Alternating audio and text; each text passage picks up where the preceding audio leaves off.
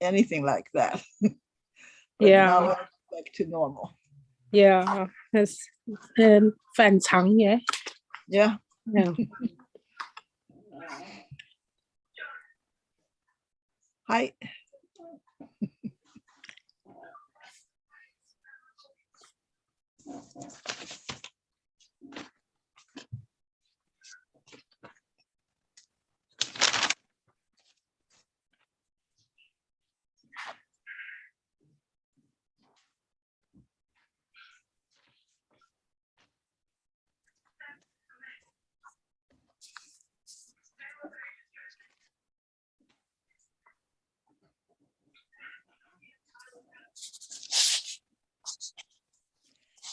We're talking about my new background, which is Mount Shuksan.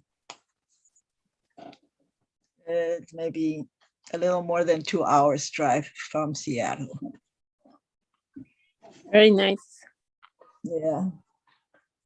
There's a road all around the lake, so you could take a picture with the background and the foreground. Everything's just perfect. And you don't have to walk at all. How's that water? That water looks cold. Is it cold? All our waters are cold. In the summer, if you go to the lake or you go to the sea, it's freezing cold. No. Yeah, so it's not for swimming. It's not for that kind of, yeah. Well, if you've been swimming in that water for a while, you don't feel it so cold. But if you're just getting in, it's really freezing. Yeah, probably good fishing, right? I don't know. I never caught a fish around here. Yeah, it just everything looks so clean there. So it is. You know, clean. I would imagine they have some nice recreation facilities and fishing, boating, all that stuff. Let me do a share. I was not successful last time because she did not let me do it. Oh, we better tell Carol. Carol, are you there? Yeah, I just turned it on. Okay, let me do a share then. I'm gonna mute myself. Yeah, okay. Let's start. It's 2:01 now.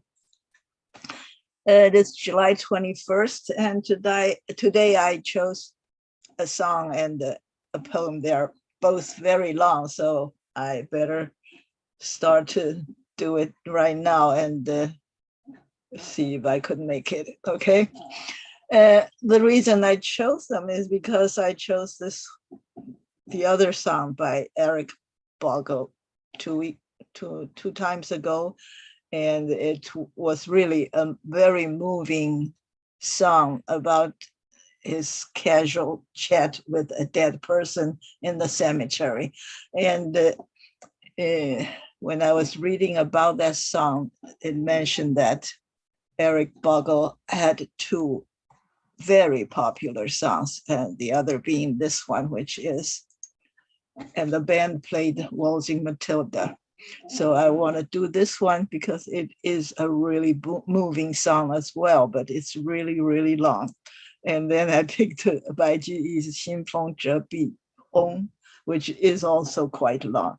When we're doing long songs and long poems, the purpose is not for you to remember it, to sing it well, or to memorize, or to read the annotation in detail. It is just for you to be exposed to what the person was telling you about and get a feel of it.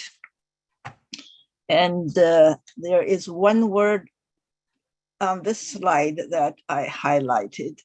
I did talk about betting on the wrong horse, but when I wrote on the screen, I neglected to put that ON on there. So I want to make a correction so that you don't get it wrong. It should be bet on the wrong horse, which is the last entry on this list.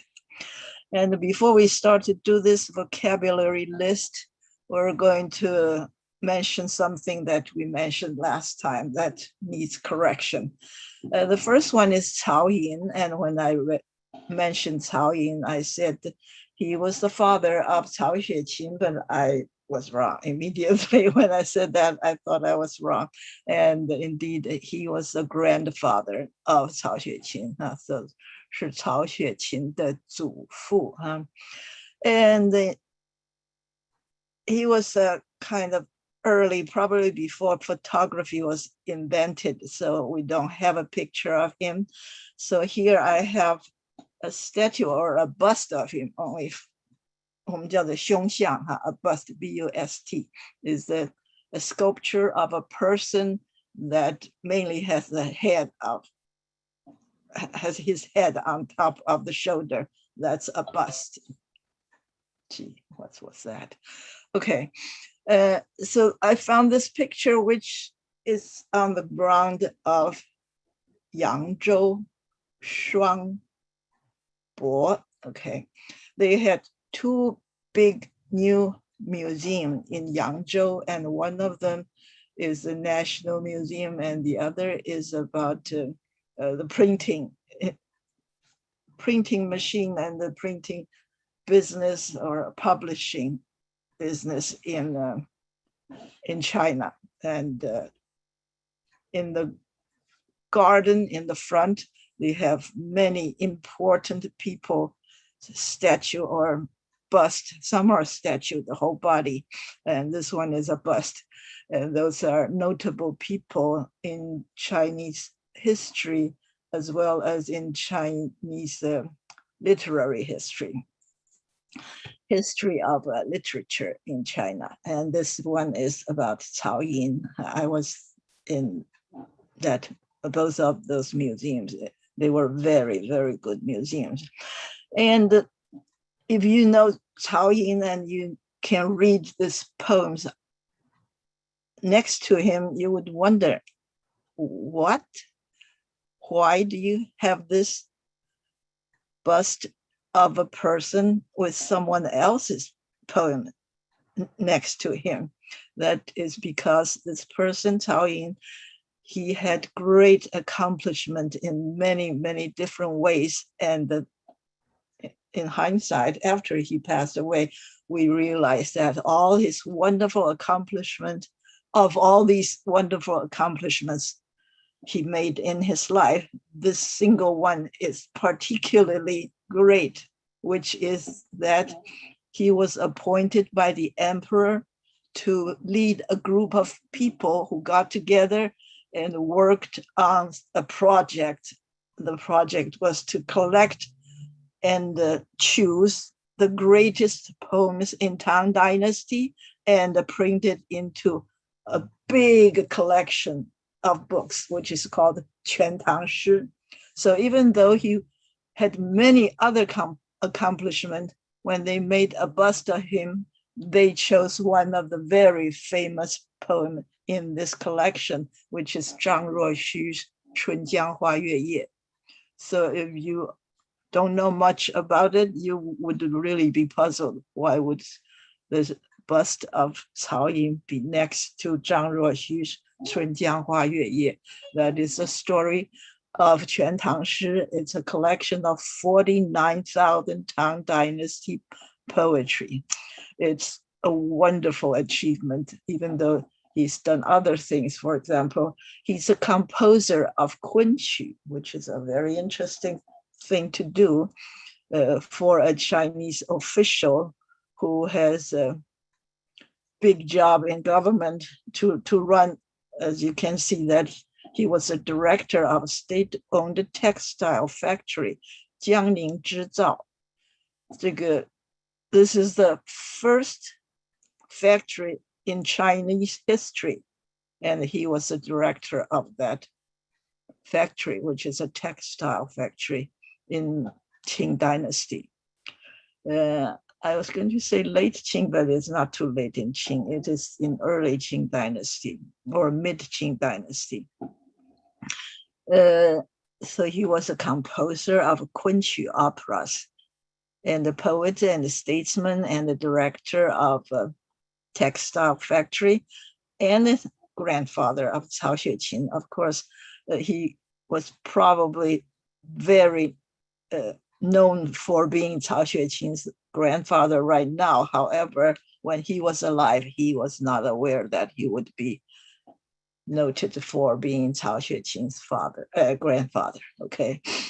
Cao Xueqing was the author of the famous Chinese classical novel Dream of the Red Chamber, and just about everybody have read it or watched the TV series about it. There were repeated television series, drama series on this subject or based on this novel. Okay. However, the museum founders think that his greatest achievement is to lead the group that made Quan Tang Shi. Okay. The second thing I want to mention is Beimu. Beimu is the name of this plant, which is Fritillaria or fritillary. And in most Chinese would know Chuanbei. When you say Chuanbei, it is Beimu, the variety from. I'm sure this is not my device that's ringing. Okay, so this plant is called Beimu. I'm sure it's not me, but I'll put this away. Okay, so this plant is Beimu, and it looked different from all these fritillary pictures I showed you last time. I showed you one which is kind of a dark purple and a white in checkers. It's called the checker lily in Kew Garden in London. But this one in particular is the one kind that Chinese herbalists, which means the traditional medical doctors, HERB, which is herb, that means 草药. So an herbalist is, I hope it would not go on. Could you, everyone, make sure that you are muted so that we are not disturbed by extra noises. So this is Fritillaria or fritillary. And there are many, many kinds of it. So we have Chuan Beimu, Zhe Beimu, Tu Beimu, Beimu, Wan Beimu, Yi Beimu, etc.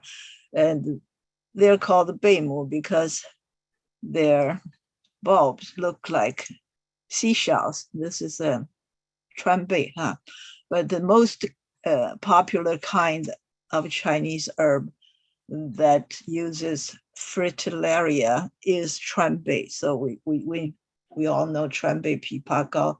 That's why this thing is called the Chuan Bei, even though the thing in the larger category is called Beimu. And it's good for your throat, okay, which is good for me, I suppose. When you cough or when you have hoarse voice, you would use Chuan Bei and cook in a pot of pear, as in the picture in the right. You have pear and the goji and the Chuan Bei.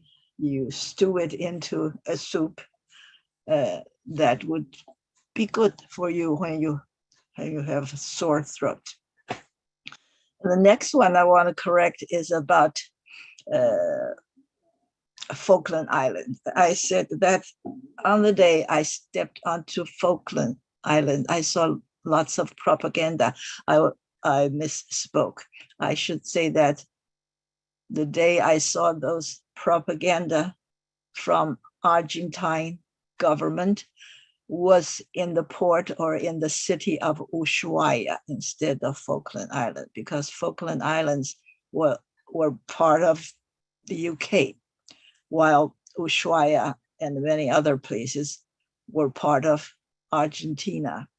This is the southernmost city in the country of Argentina. There are many ways to pronounce the name. And this is also the southernmost city in the world. And so they have the national park is called the Tierra del Fuego, which means the land of fire. And it is also called the end of the world because it's the southernmost city. And the city is called Ushuaia. And what I saw when I went to Ushuaia was this post and this memorial. This memorial shows the hollowed picture of the two islands, the two major islands of Falkland. This is the major, larger island, and this is a smaller island. And this is a memorial lamenting that the British fought with them and won, and they got to continue to occupy Falkland Islands. So they built this memorial and they put this big sign next to the dock so that every tourist, everybody who passed through will be reading this sign that says, the UK illegally occupied our islands since 1833, which is not necessarily true, but they want to teach all their children forever to learn that the United Kingdom illegally occupied their Falkland Island, which they called the Malvinas Island. That's Malvinas is the name of this province, and Ushuaia is the capital of this province. And the Falkland Islands, the islands in their language is called the Isla de la Malvina or something. Anyway, it's Malvinas Islands. So this is the propaganda they had in Ushuaia, not in Falkland Islands, that says the islands belong to them. Okay, let's start with the vocabulary. When we say you go to court for silly reasons, not really wanting to win, it's called a frivolous lawsuit, which means crazy, flippant, absurd, foolish. So frivolous means you're not taking it seriously. Okay. And to renounce, it can be talking about a license, a permit, or citizenship. If you give it up, or if you were denied, or if you broke the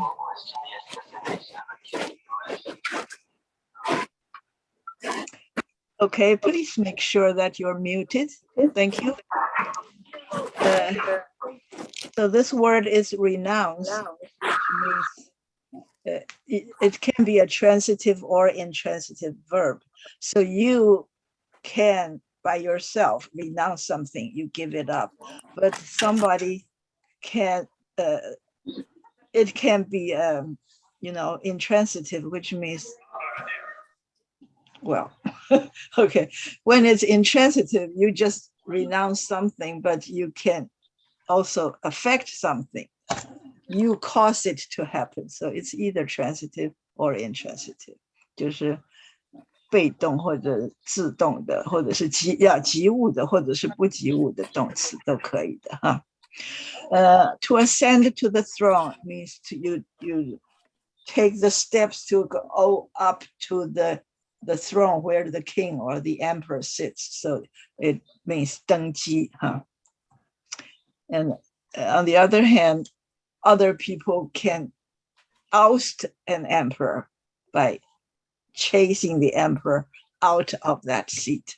Is the inaction opposite to that, ascending the throne. Then I have this word which is restoration. In Taiwan, we had this Restoration Day, which is October the 25th, I believe. And that's the day Chinese government formally took over Taiwan after World War II, which that's because Japan used to occupy or colonize Taiwan for about 52 years, I think. So the Restoration Day in Taiwan means the government was, Japanese government was chased away, and the new Chinese government came to Taiwan, and they want to restore everything back to normal. That was their attitude, because they thought they were normal. Okay. This word normal is really a different thing for different people. For example, you can say the US and China normalized their relationship, but for people in Taiwan, they don't think that's normal, that's bad or whatever. So it's depending on your perspective. So restoration means to return something back to its original status, or if something is broken, then it returns it to a better fixed, repaired condition. So it can mean 恢复, 归还, 或者复职. If you lost your job, for example, a king lost a job, then the king can be restored to be back wearing the crown. So this would be called the 复辟. There's one thing in our history that relates to restoration, which is 张勋复辟. In Chinese, we say 张勋复辟, which means this warlord, whose name is Zhang Xun, he held up the last emperor of China, which means Pu Yi, Qing Xun Di Pu Yi. Zhang Xun took Pu Yi back on the throne of China.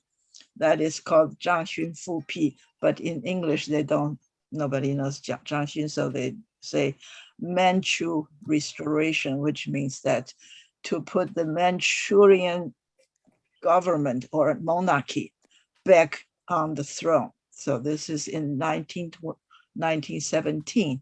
We know that Sun Yat-sen. You know how this work? Is it 90%?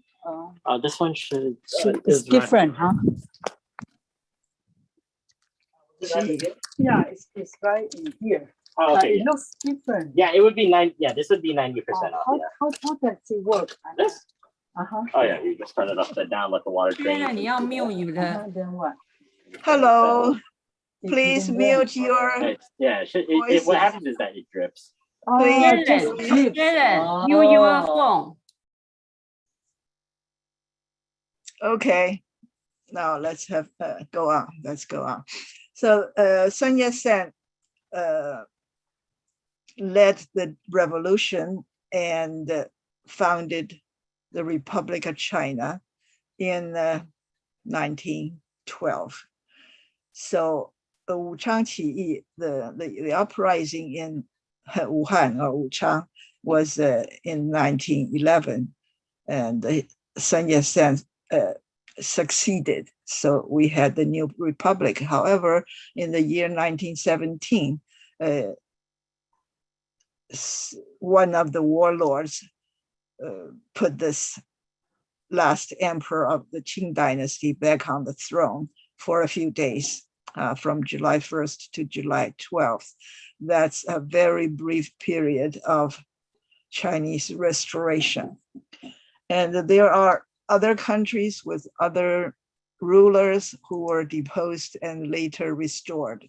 So the famous one being Stuart Restoration in England, Ireland, Scotland, and Wales, which altogether you can call, I was going to say the British Empire, but no, that was before the British Empire was founded. The British Empire got their name in 1707. So Stuart Restoration was in England, Ireland, Scotland, and Wales, but it's not UK, and it was also not British Empire, okay? So there were a series of kings in England. The king was also of Scotland, Ireland, and Wales, but we're just talking about England. When Elizabeth I, who was the queen when Shakespeare was living, she died with no heir because she was never married and never gave birth of any children that the world was aware of. So the country ran out of a ruler. They don't have a king or a queen, so they had to go out and find somebody. So they eventually went to Scotland and got the king there, who was James VI in Scotland, and he came to England to become James I. I'm sorry. Yeah, okay, it's James Charles. Okay, well, I have to try to remember the order of the kings. It was James first, Charles first, then Oliver Cromwell, then Charles II, then James II. Okay, this is a way to remember all these people. There was James first, Charles first, then they were all gone. There were no king. There was a dictator called Oliver Cromwell, 克林威尔, huh? But after a while, he was gone. His son was gone, and the king came back. That's called the Restoration with King Charles II, and he passed it on to his son, who was James II, and then there was a glorious revolution. That was a series of events in the history of England, and the break was Cromwell. The monarchy was gone for a short time. That's Cromwell who came in, and after he's gone, his son is gone, then it was Charles II. In between, we call that 1649 to 1660, or it's called the interregnum, which means between the reigns. REIGN is the 统治. Between the two monarchies, there was a period that is called the interregnum. That is the period when England had no king. Here is a chart, but I don't think you want to try to remember so much. That is, you had James I, Charles I, then Cromwell, Oliver Cromwell, Richard Cromwell, Charles II, and James II. The key is that between Charles I and Charles II, there was a break. So when Charles II came back, it was called the Restoration. This period is called the Restoration, and the period before that was called the interregnum. And I have a movie to prove that, which is Robert Downey Jr. and Meg Ryan. They were in the movie called The Restoration. Okay, it's not a very good movie. And then we have disrupt, which is probably known to most of you. It means to 扰乱打断. Okay. And then we come to the story about 慈禧太后, the Empress Dowager 慈禧, and she presided over a country that went through a stunning humiliation for 100 years. Of course, half of that was after she died. We generally consider 1839 or 40 or 41 or 42 as the year that China experienced this humiliation, which lasted for roughly about 100 years. Now we call it 百年国耻. And when you look at it, when I was a student, I've never heard of 百年国耻. We knew that there was a stunning humiliation, but we did not count it as 100 years.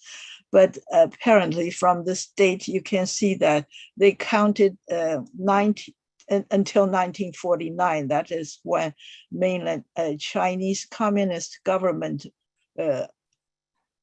claimed a victory over the nationalists, and they started the country and changed the name to the People's Republic of China. So apparently, in my view, this name by Nian Guochi was a name created or coined by the mainland China government to summarize this period. We all know that this is a period of great humiliation, but the specific name was probably coined by the communist regime later. Of course, when you're experiencing it, you do not know, oh, we are in the middle of the 100 year of humiliation, because you don't know. You don't know when it will ever end, okay? And then we talked about some people, or many people, traditionally, we considered the Empress Dowager Cixi as a ruthless despot. That means she didn't care. She was heartless. She was rude and crude. And a despot means the ruler who has absolute power and treated people very badly, or treated his or her officials poorly. Anyone who's against his or her order would be executed or something like that. I think there is no argument that we can say Joseph Stalin is one of such a leader, a ruthless despot. But when it comes to other people, it is debatable. There are always some people who disagree with that. Well, I don't want to go into that, but the key point is that I was advocating the theory that Cixi was not one of them, okay? So all these words we're going to talk about after these are from the stories of Cixi. Here I have a picture of Zhang Rong, who's on the left-hand side, the shorter picture, the smaller picture.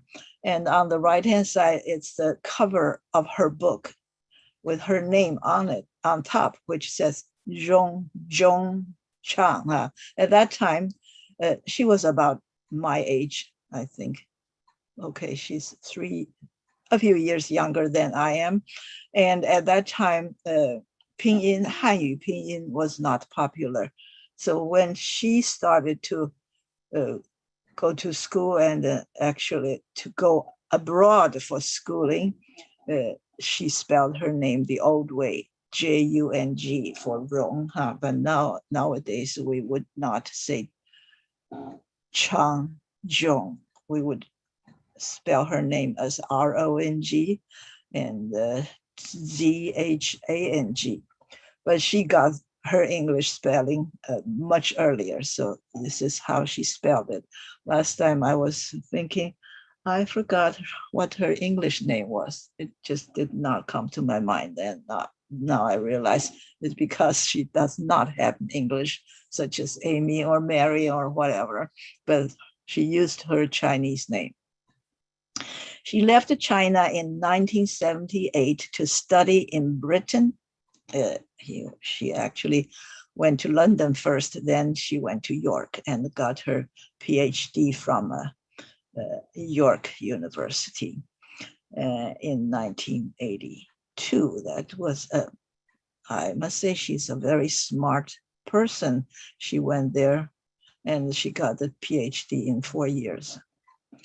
Okay, so you have a picture of this book, which also had other covers. So you might buy a book, this same book with a different cover.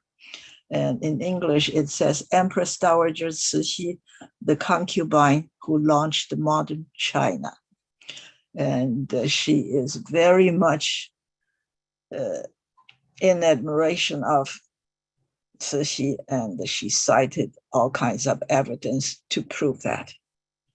And the reason I was talking about this book or 慈禧 or these stories is because I came across this picture, which is a fake one.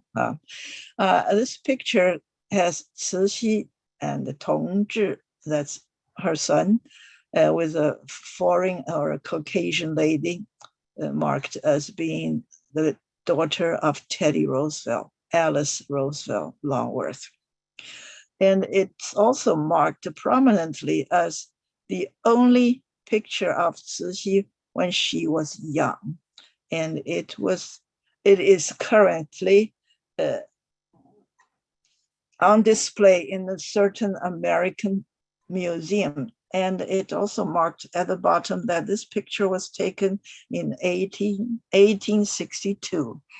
And the last time, that means 2 weeks ago, after class, Wu Qi communicated with me. She said, this is kind of suspicious because the timeline is incorrect. So I followed her tip and I went to Google, and surely enough, I found this Alice Roosevelt Longworth, 1884 to 1980. So she was born in 1884. As you can see, she was in this picture in 1862. So more than 20 years before she was born, she had this picture taken.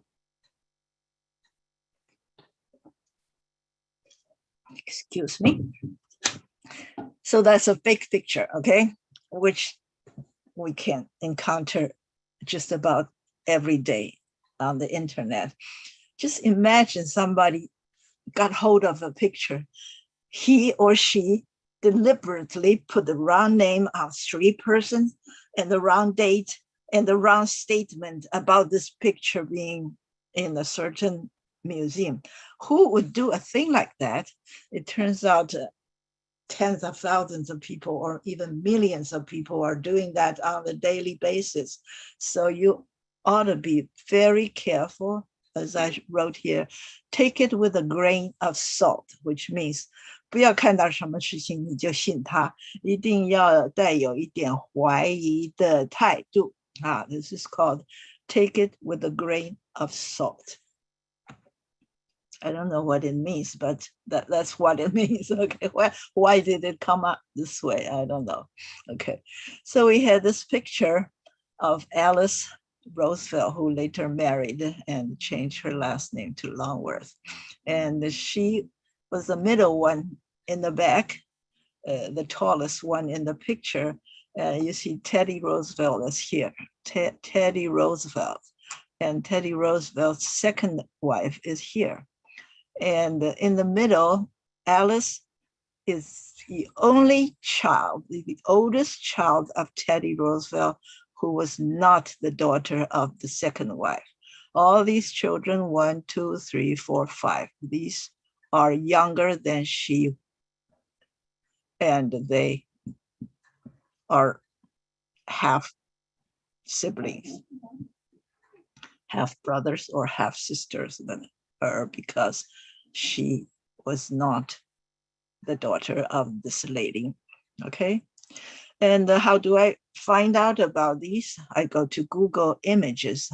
You can go to images.google.com, or you can click on the little thing that says images on the Google search, and you will get this on the screen, which says Google Images. And there are 3 icons to the right. One is a camera, and I put the circle there. When you see it, you don't see the circle. Usually you search something, you type something there. But if you have a picture, you can just plug that picture in there. You click on this camera, and the alarm would come this box, which says search by image, which means you don't type words in there. You would put a picture there. How do you put a picture there? You choose upload an image, and you click upload an image, and these 2 boxes will come up, and you pick choose file, and then you went to your file on the computer and click on that file. And that's what I did. And I was able to find not only Alice, but I found all these pictures. This is what I found out after I put this picture in the Google search of images. And there are many, many entries that came up. So I was able to determine that this quite beautiful lady, she was the eldest daughter of the brother of Cixi. So she was the niece of Cixi, and this is her son who is not the emperor.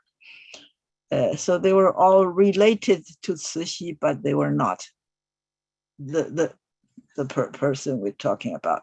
So her father is called the Gui Xiang, and the Gui Xiang is Cixi's brother.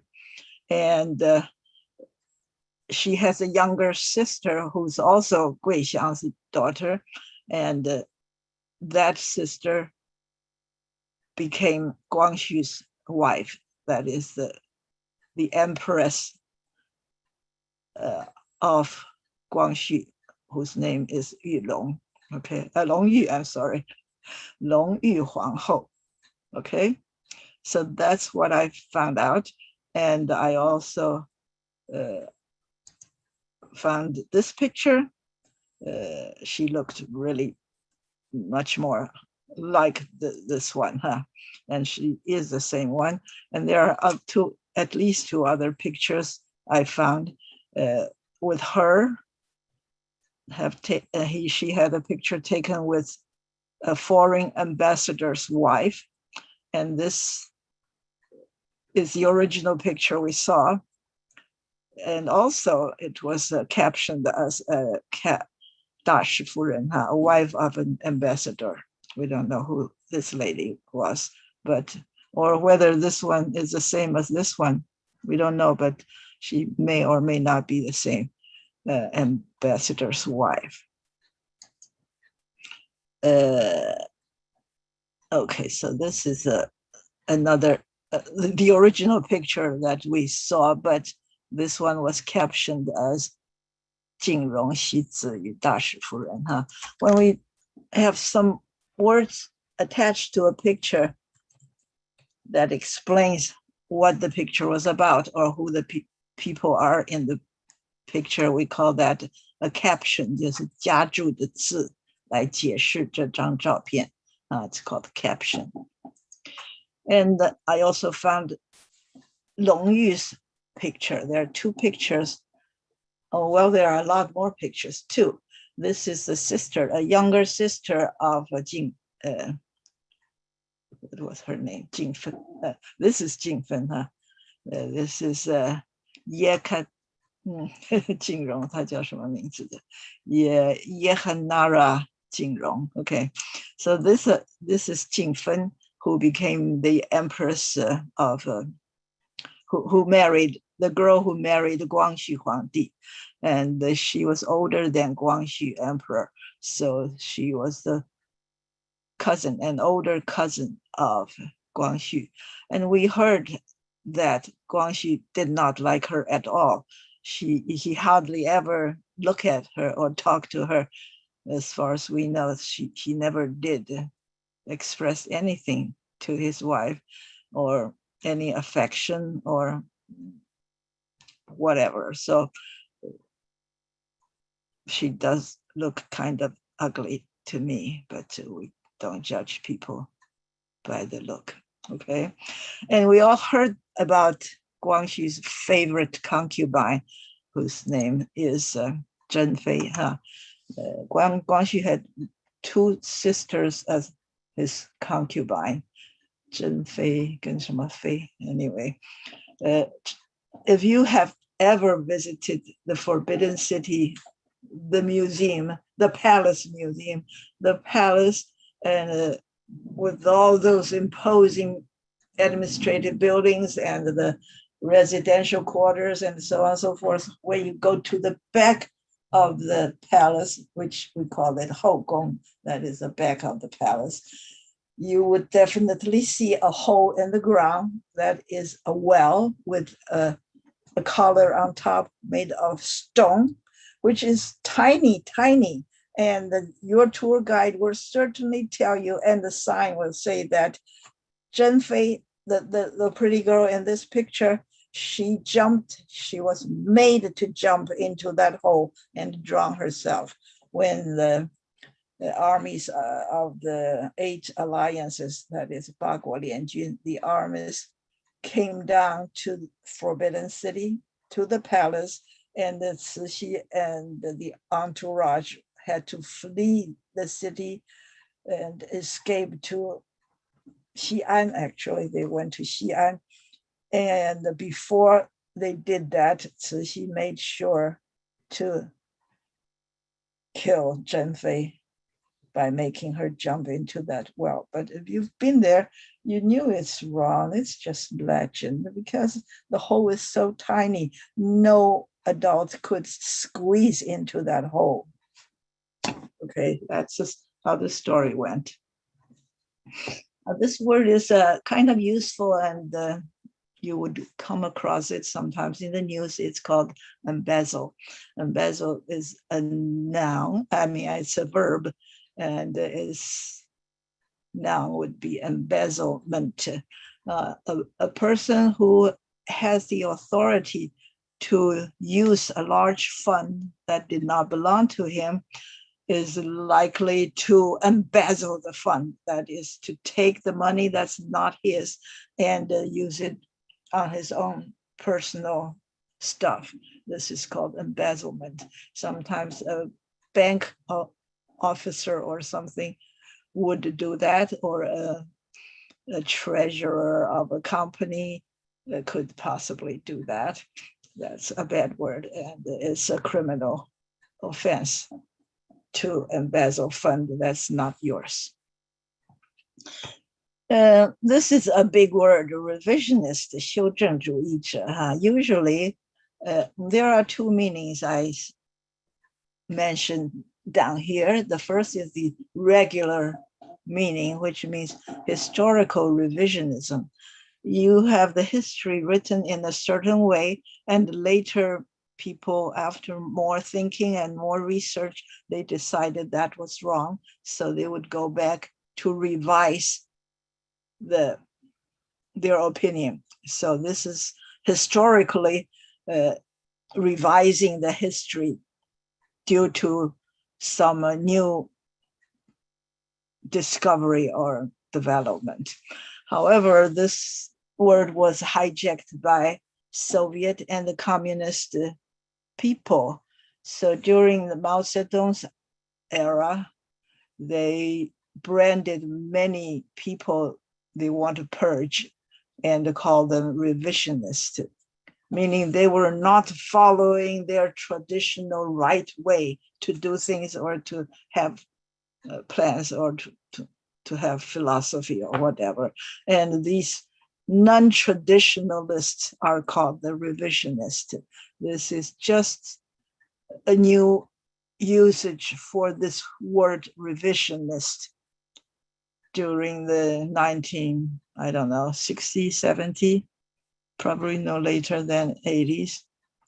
Well, maybe later. Okay, so that's called a revisionist, and that's not a word I want to dwell on, so let me just do it like there. I thought I would, let me just put dwell on it. There are other words I mentioned I should have written down.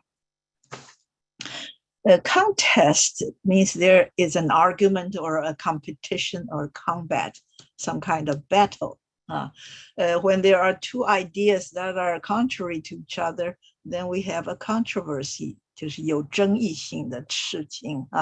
These are all related words. So you have a contest between 2 ideas or 2 opinions. So this thing becomes controversial or a debatable. So when 2 things are trying to beat down the other, then there is a combat. 这个是一种打仗, struggle for superiority. Or a competition, you have a beauty contest, 就是选美大会. That is also a contest because all the beautiful girls wanted to be number one, and eventually only one will succeed as the queen of the pageant. We call that a pageant, a beauty pageant. 就是个选美大会. So when we say contested, it means two different or opposite sides are trying to win over the argument. But when it's a beauty pageant, it's not so confrontational. Let me say confrontation. These are all similar words, but confrontation, confront is the verb. Confrontation is to contest, but in a very hostile way, while contested may or may not be so hostile. Not hostile, also right, hostile, 就是有敌意的意思. Then I talk about this Navy and 颐和园. We all heard from our teachers that 慈禧太后embezzled the fund from for building up the Navy, Chinese new Navy, and use that fund to renovate 颐和园, the beautiful summer garden.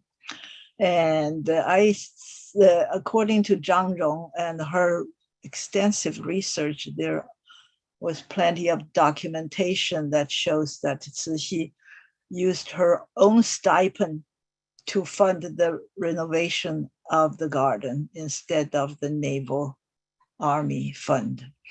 And the word is stipend. If you have ever been a graduate student, maybe doing a teaching assistant or doing research for the professor and so on, the school may award you a stipend, either a scholarship or some kind of some ship. Okay, you have a scholarship or something that would give you a certain amount of money every month, not because you were like going to a factory to work. You do 8 hours a day and you got salary or you got wages. But as a graduate student, you don't have a job. You're just doing chores for that's temporarily assigned to you. Or you could be a priest at a church. You do things, but not by the hour, but because you are supposed to do these things and take care of these things. But they pay you so that you can live on a certain amount of money, which is called the stipend. And these are not salary and not wages. They're a little different. So stipend is a kind of a regular fixed sum of money paid to you so that you can have money to spend. You can buy bus ticket or buy meals or rent an apartment and so on, but you don't really have a fixed job with a salary based on your performance. So this is called a stipend. So with the king and the queens, they all have stipend, even little Prince George or Princess Charlotte. I mean, all those children of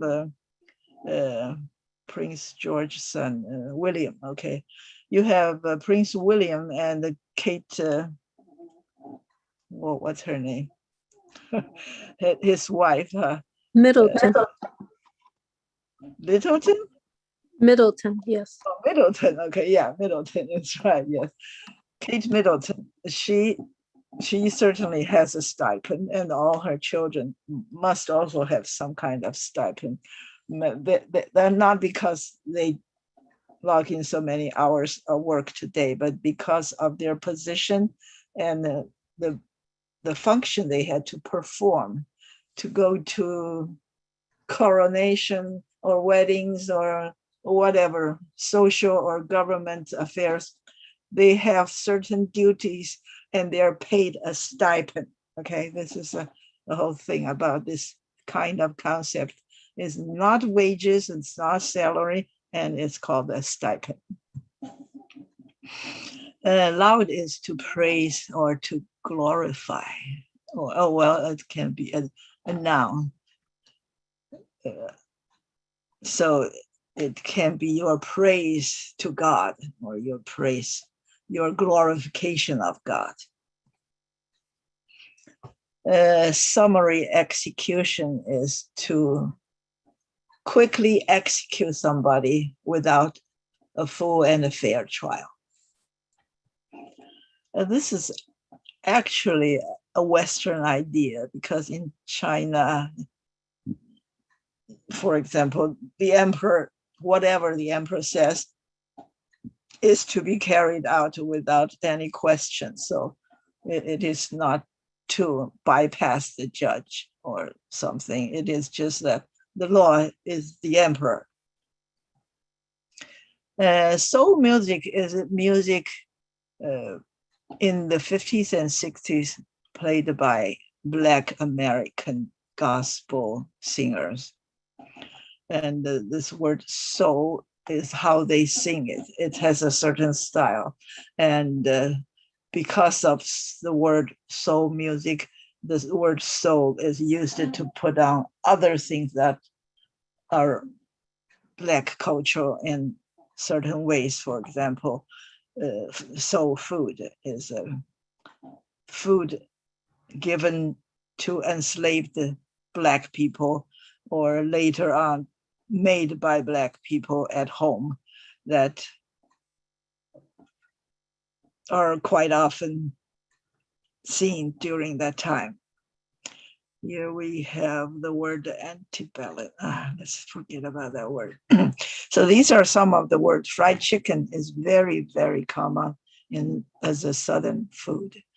And the macaroni and cheese and the green vegetables, because Northern people don't eat leafy green vegetables.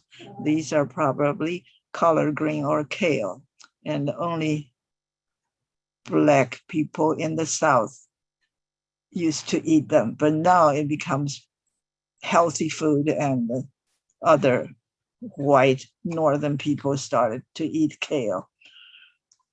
But it was not that way before. And this chitling is dachang. These are all food very common to Black people in the South of America. Then we pass by. We're finished with it. Now we're into Li Bai and Du Fu. And we had this phrase, which is head over heels. Which means your head goes too fast than your feet. So you would stumble over your feet. Your head would fall, leaving your feet behind you.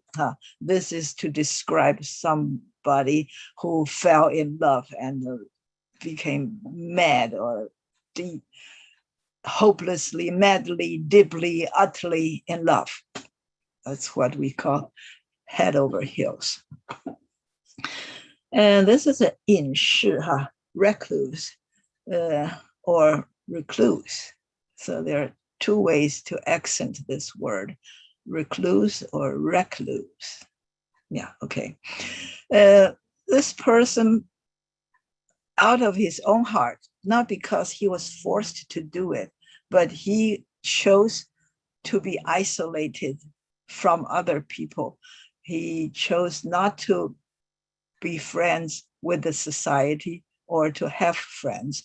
And he lives in a remote area, usually in the cave in the mountains. Often it's for religious reasons. So you have 达摩祖师面壁9年还是多少年? Anyway, for years and years, he just sat there without talking to anybody. That's some kind of a recluse. And another word for it is called hermit. This is the last word on the list of vocabulary. It's bet on the wrong horse. Just remember, bet on the wrong horse, which means you bet on the wrong horse. We were talking about Li Bai. There was a prince who was trying to become the emperor after Tang Xuanzong fled from Chang'an. Okay, Tang Xuanzong had many sons, and one of them is Yongwang, and Li Bai was helping him to try to become the emperor. However, his elder brother, Su Wang, what's his name? Anyway, Su Zong, okay, not the Su Wang, because he eventually became the emperor, so he became Tang Su Zong. Yeah, I think that's what he's called. So Li Bai bet on the wrong horse because his employer lost the bid for the throne. Now we're going to sing this song. It's called "And the Band Played the Waltzing Matilda." It's a very, very long song about a soldier going to the war and came back without two legs. And the very last stanza of this song is taken straight from the original song, which was called Waltzing Matilda. So the song itself, as I mentioned, for a long time was singing a new song, but the very last stanza is from the old song, which is called Waltzing Matilda.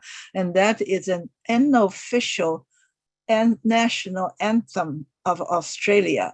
So everyone in Australia knows that song and sings that song, but it is just so, I wouldn't say popular or vulgar, but it is rather full of slang, and it's not a dignified song, okay? So, but they love it so much, and it's got so many strange words that other English-speaking people do not use. So it's kind of difficult to understand. But I'm going to play this song for now, and then we're going to play the other song afterwards. Okay, so I'm going to, I'm right here, okay. I am right here. How do I, I can't find a place to, oh, new share. I have to unshare this one. I don't know. Yeah, I lost it. Oh, okay. I'll choose this one. Let me see how it works. Do you see the YouTube now? Yes. Okay. Let's just play it.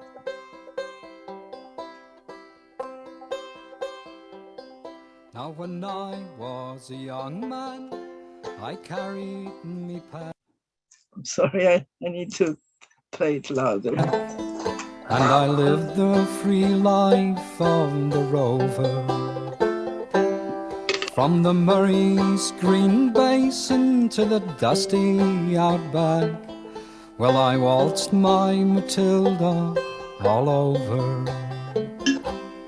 Then in 1915, my country said, son, it's time you stop rambling, there's work to be done. So they gave me a tin hat and they gave me a gun, and they marched me away to the war. And the band played Waltzing Matilda as the ship pulled away from the quay. And amidst all the cheers, the flag waving and tears, we sailed off for Gallipoli. And how well I remember that terrible day, how our blood stained the sand and the water, and of how in that hell that they called Suvla Bay, we were butchered like lambs at the slaughter. Johnny Turkey was waiting, he'd primed himself well. He showered us with bullets and he rained us with shell, and in 5 minutes flat he'd blown us all to hell.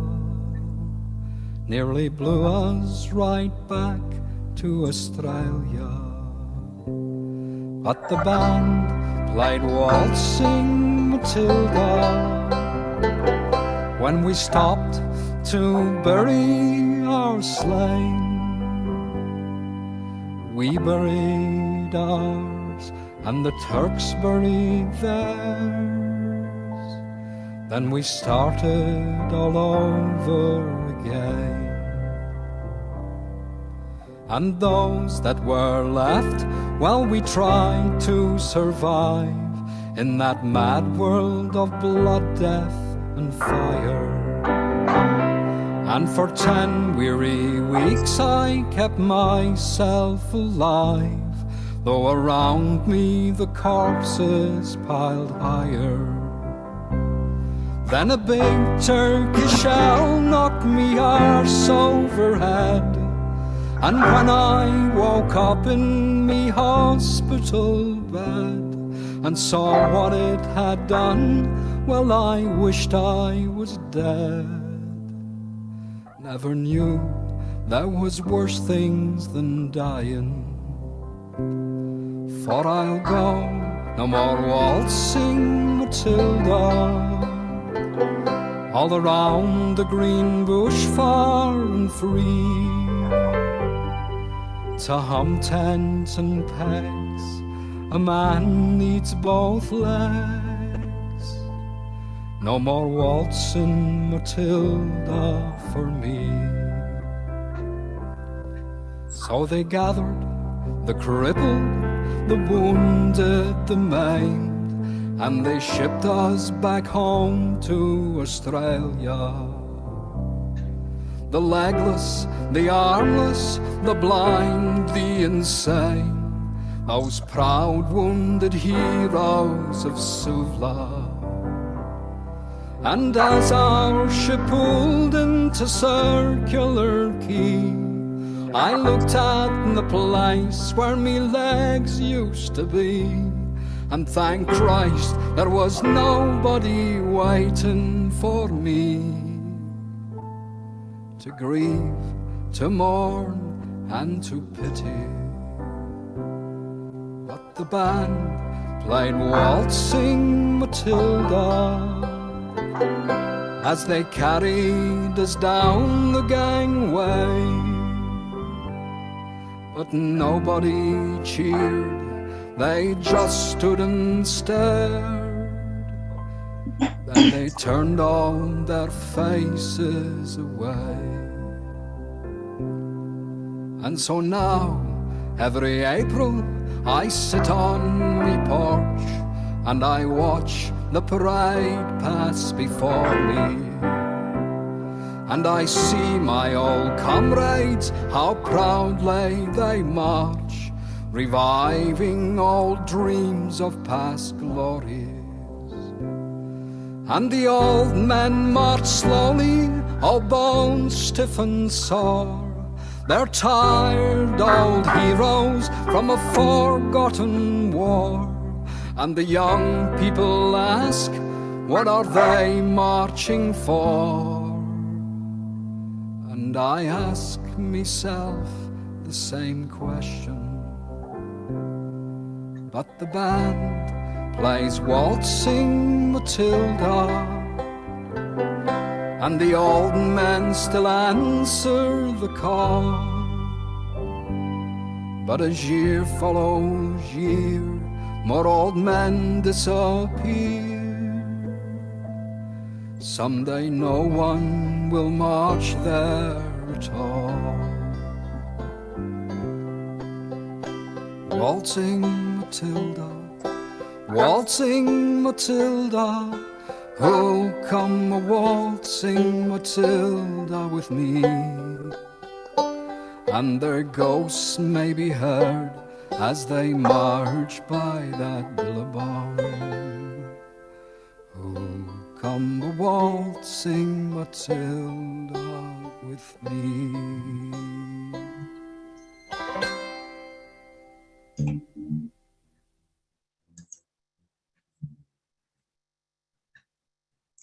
Okay.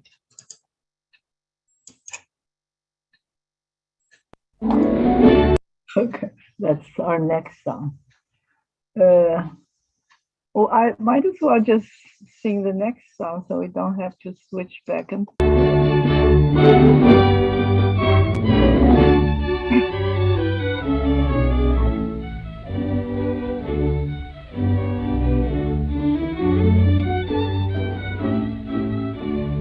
Once a jolly swagman camped by the billabong under the shade of a coolabah tree.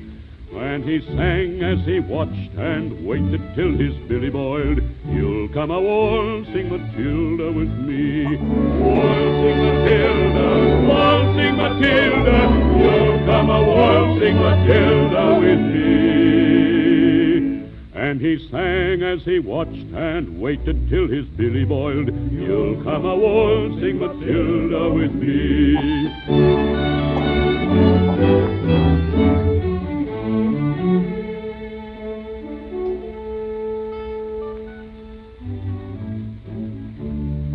Down came a jumbuck to drink at the billabong. Up jumped the swagman and swabbed him with glee.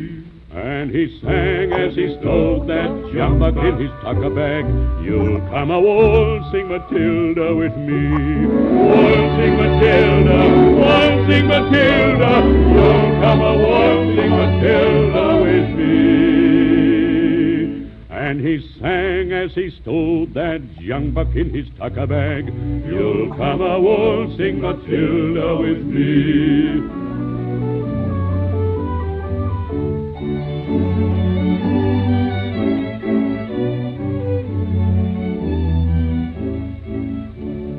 Up rode the squatter, mounted on his thoroughbred. Up rode the troopers, 1, 2, 3.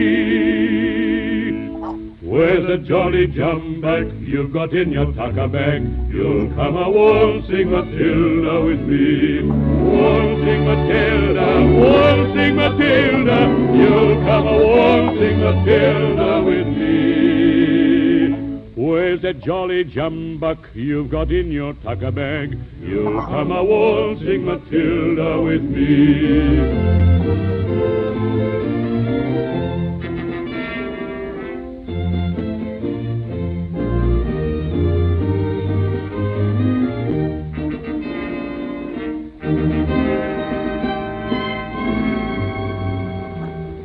Jumped the swagman and sprang into the billy boy. You'll never take me alive, said he.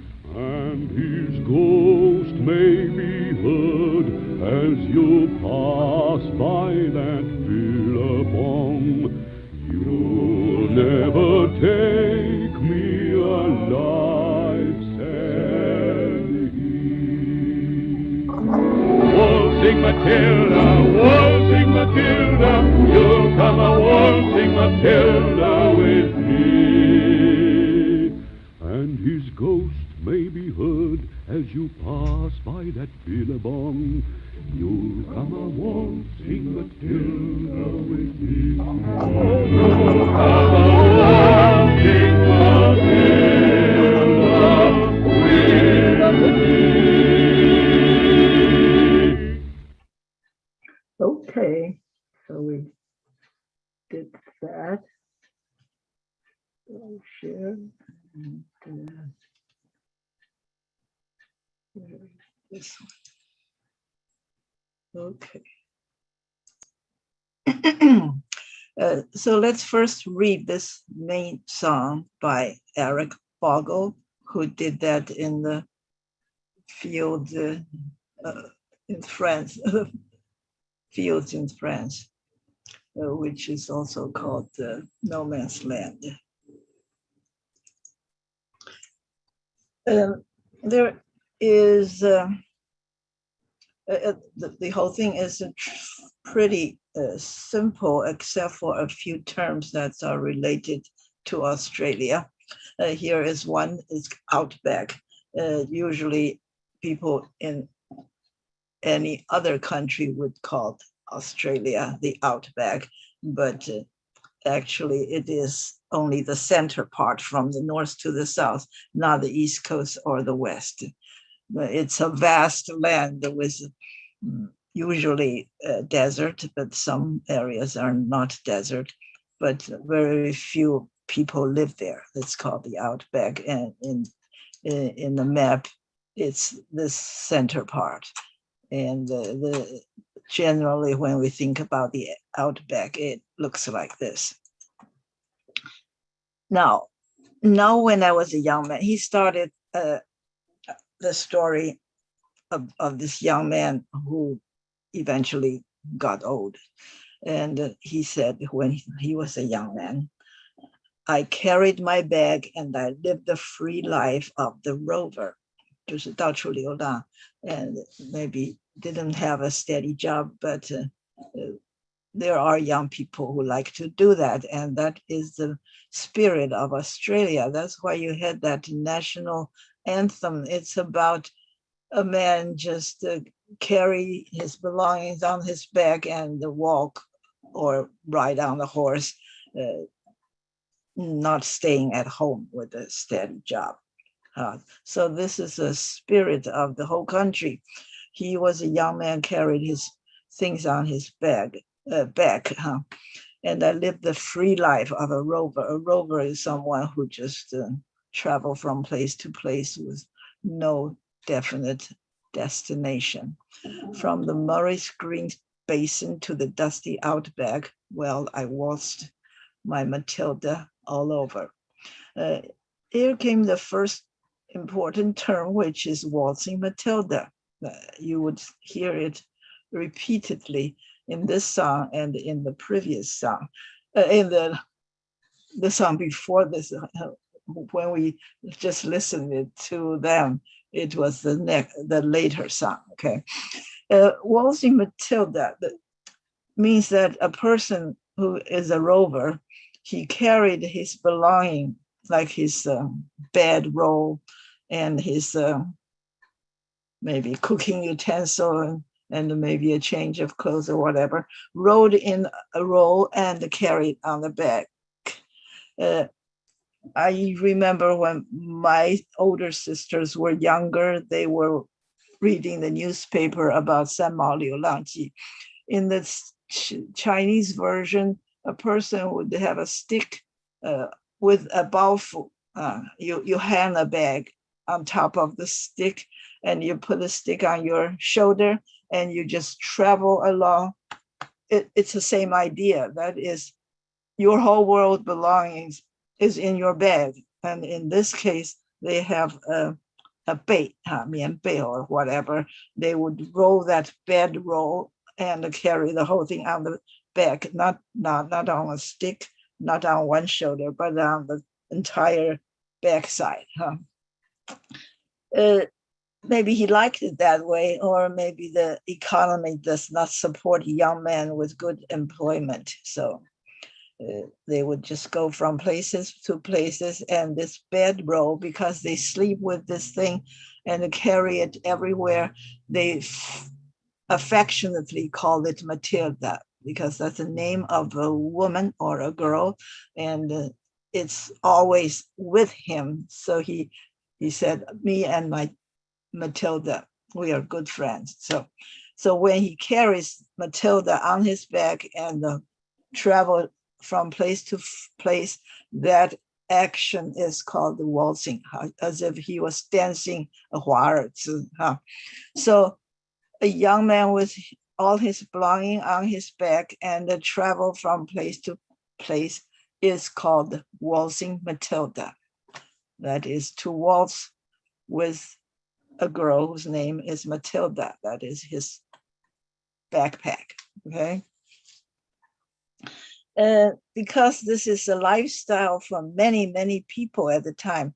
So this song, which is a very common and not a high-minded, idealistic song at all, it became a national favorite, and they consider it their national anthem, Waltzing Matilda. It's a glaring opposite of Chinese idea of a national anthem, but that's what they like. That's why it appears in this song repeatedly, because every time he goes on the ship to be shipped to Gallipoli, they would play Waltzing Matilda. And every time he comes back, they would play that. And every time they had a parade, they would play that. So that song is being played every time the army moves from place to place or in the parade. So that just represents their spirit, which when his spirit is broken, it's very sad, because he's talking about waltzing and he had no legs. He could no longer walk or do anything with his legs. So this first paragraph is about when he was young. And when you read the next poem, which is Bai Ju Yi's 新风折臂 it's a similar setup. In the beginning, he says, when I was young, I was free to walk around and doing all these things. And then the war started. That's why I matched these two. Both heroes in the song and the poem lost a leg or an arm because of the war. So, and the setup of the story is the same. First, it talks about when I was young, I was able to do things, whatever I want, but later on, I was no longer able to do that. Then in 1915, my country said, son, it's time you stopped rambling. Ramble is like rover. It's a similar word. It means to just travel from place to place without a destination. There's work to be done, so they gave me a tin hat. 这是一个钢盔哈, an iron or steel hat, which is plated with tin. We say a tin can, 就是一个洋铁罐哈，就是这个铁做的罐头呢，plated with tin 啊，锡做的合金啊，也不是合金，只是把它 coat 在上面哈。And they gave me a gun and they marched me away to the war. So the government told me to go to the war. And the band played the Waltzing Matilda as the ship pulled away from the quay. This word is pronounced quay, Q-U-A-Y, which means the docks. And so when he was shipped abroad to fight in the war, the ship left while the band was playing that song. And that song was at every occasion. And amidst all the cheers, the flag waving and the tears, we sailed off for Gallipoli. Here's a word that is important for the story. Gallipoli is the war, a major war during the First World War, in which Turkish Empire, which is the sultans of Turkey, the empire, okay, 土耳其帝国哈, Ottoman, yes, yeah, that's the word I was looking for. But we always say Ottoman, but then now they want to say Osman. But it's the same thing, okay? Ottoman Empire 就是奥图曼帝国哈. It's one of the greatest empires in history, and this one is a Turkish empire. And for a long time, it was very strong, but as always, it became became weaker and weaker, and eventually after the war, which is the World War I, it collapsed. And after World War I, there were 4 huge empires that collapsed. Turkish Empire, which is Ottoman, and Germany, huh? The German Empire had the 他叫什么名字 Bismarck and Emperor Frederick, I think. After the war, they collapsed. It collapsed. And the Russian Empire is the Tsar, 沙皇的 Empire. Also, it did not reach the end of World War I. Halfway through, it was overthrown, and the communists took over after. Well, not immediately. There was a big civil war for a long, long time. Gee, which one was it? Oh, the fourth one is Austro-Hungarian, 就是奥匈帝国, which was based in Vienna. That one also collapsed. So it was a huge war with huge casualty. It's the biggest war the world has ever seen. And they think it was even bigger than the second one, even though there are more people and more lethal weapon used.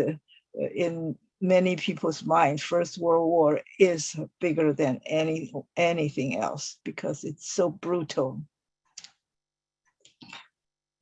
Anyway, so the most important battle in that war was in Gallipoli. It is in part of the Turkish Empire. It's on the European side. We'll have a map of that, but just remember the word Gallipoli. And how well I remember that terrible day, how our blood stained the sand, 我们的血染那个沙滩 and the water, 沙滩跟水都是血. And of how in that hell that they called Silva Bay, we were butchered like lambs at the slaughter.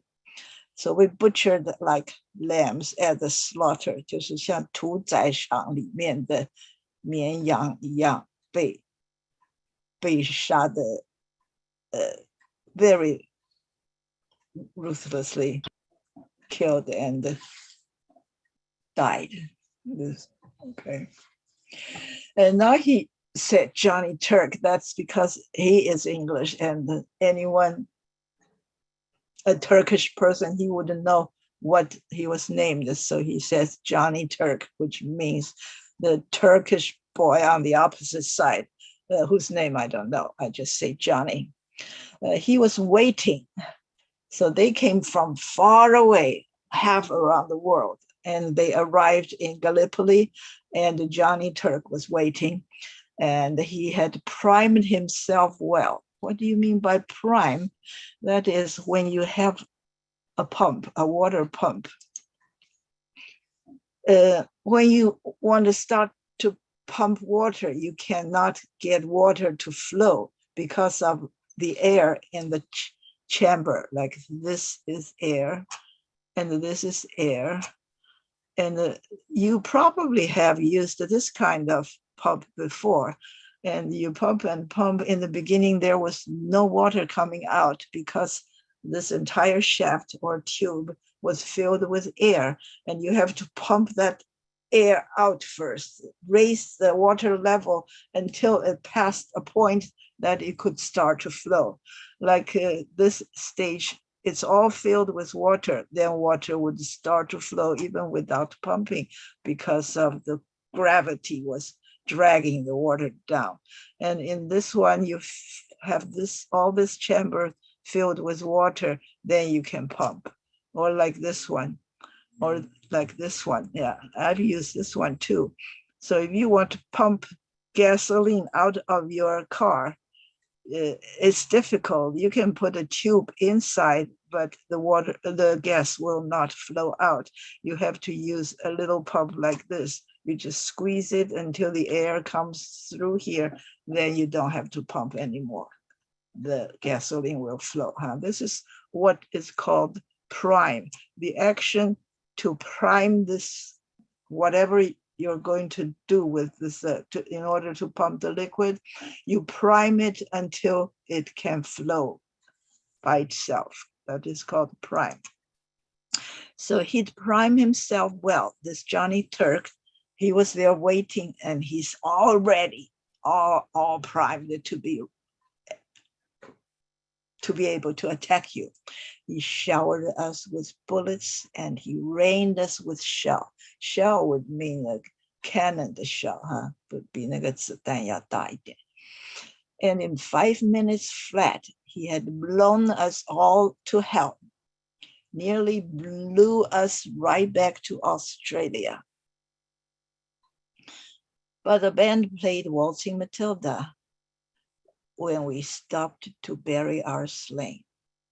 So when the battle stopped or paused, both sides must bury their dead people, and their side, the band would play Waltzing Matilda while they're doing it, while the other side, they would play something else while they buried their dead. And then we started all over again. It's just endless. One batch of dying and burying the dead, and then it goes over again and again. And those that were left, like me, well, we tried to survive. We just go through hell every day, for many, many days, trying to survive in that mad world of blood, death, and fire. And for 10 weary weeks, I kept myself alive, though all around me, the corpses piled higher. I was just trying to be alive for 10 weeks while the dead body, corpses is dead body, piled higher. Then the battle lasted much longer than 10 weeks, but for him, he was injured after 10 weeks. He could no longer fight and was shipped back. A big Turkish shell knocked me arse over head. Arse 是说他的屁股，他就 tumbled because of this cannon shell. Here we see he used the word me quite often. Every time he wants to say my, he would say me. That's because he was not well educated and his grammar was not correct. And he was using the wrong word all the time, repeatedly. However, many people are like him. So when they read this thing, they feel that that's what I would talk. That's why he uses the word me all the time.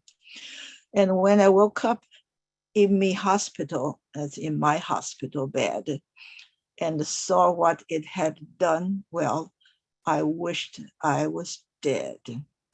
Never knew there was worse things than dying. Here he has was things. That's grammatically incorrect, but we're talking in the perspective of a person who was not well trained in English language. Okay. For I'll go no more waltzing Matilda. You would wonder what happened, because the shell hit me because I lost my legs. I will go no more waltzing Matilda, all around the green bush, far and free. I could never go back to what I used to do. To hump tent and the pegs, a man needs both legs.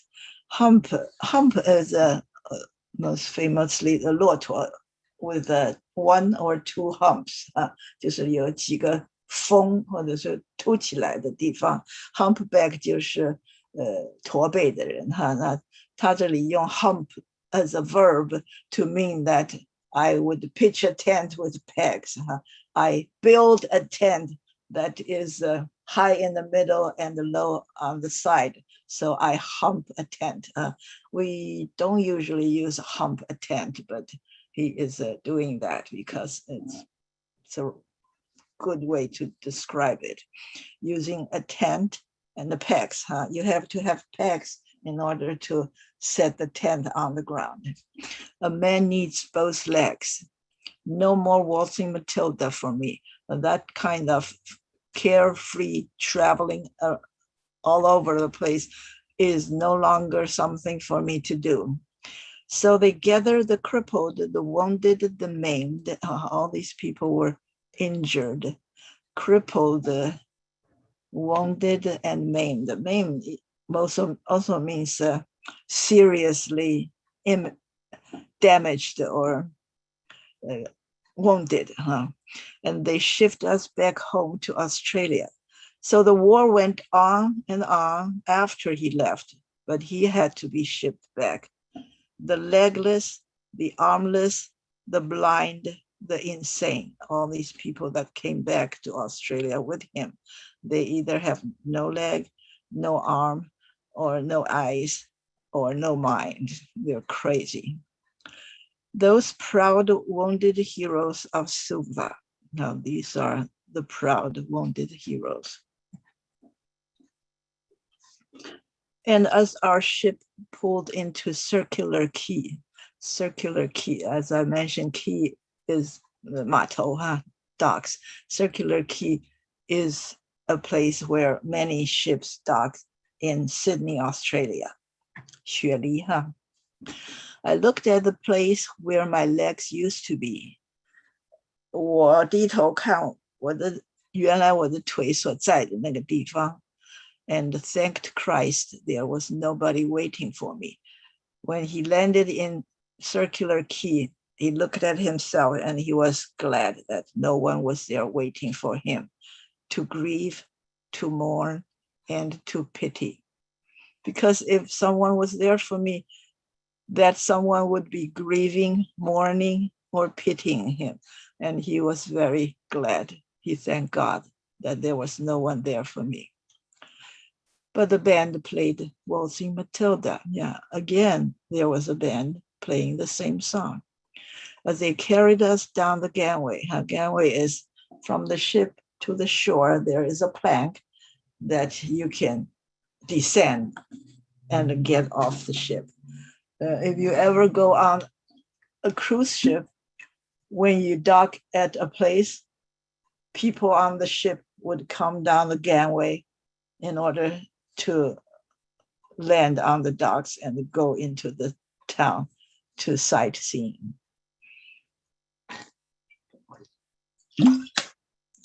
So there were people, though not people he knows, and there were people who carried them down the ship, but nobody was cheering. They just stood and stared. 大家都站在那里，瞪着眼睛看他们哈。Then they turned all their faces away. As soon as they realized that this is a ship that took home all the injured people, they felt so bad that they had to turn their faces away. 不敢看啊。And so now every April I sit on my porch.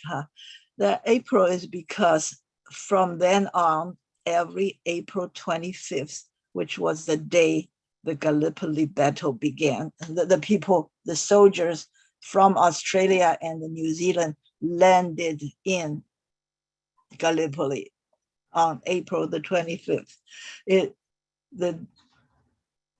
The battle was so brutal that they set up a date to commemorate this huge loss of these the armies. These armies were they were a country or two countries, Australia and New Zealand. They were two places that used to belong to the British Empire. And just before the war, they became independent. 两个地方都独立了。So America became independent much earlier, more than 100 years earlier. But at that time, British Empire allowed them to become free. So they became two independent countries, but still part of the British Commonwealth. The Commonwealth 就是一个联合的组织，所有的 former British colonies formed a Commonwealth, so they could still respect the king or the queen and do things following their direction in certain ways, even though they are independent countries. And for these two countries, Australia and New Zealand, their armies is called ANZAC, ANZAC, which means Australia, New Zealand Army Corps, 就是他们的陆军哈。ANZAC, ANZAC, ANZAC is one term, and the big test for them is First World War, and the biggest battle they were involved in was Gallipoli. So they become intertwined, these two words, Gallipoli and Anzac, forever joined together in memory of this terrible war. And this Anzac Day is April 25th. And every year on this day, they have this Anzac Day with a parade of old soldiers and maybe new soldiers and a band and so on. It is a parade. So every April, this person who we're listening to the song of, he would be sitting on the porch looking at the parade because he could not participate in the parade. He would watch the parades pass before me, and I see my old comrades, 他的以前的同伴同袍 how proudly they march, reviving old dreams of past glories. Of course, those were not injured. They could still march, and they were very proud, and they still hold their dreams of glory inside them. And the old man marched slowly. There would be some of them who are old bones stiff and sore. They're tired. They're tired old heroes from a forgotten war. And the young people ask, what are they marching for? And I ask myself the same question. He who went to the war and lost his legs asked himself the same question. What did I march for?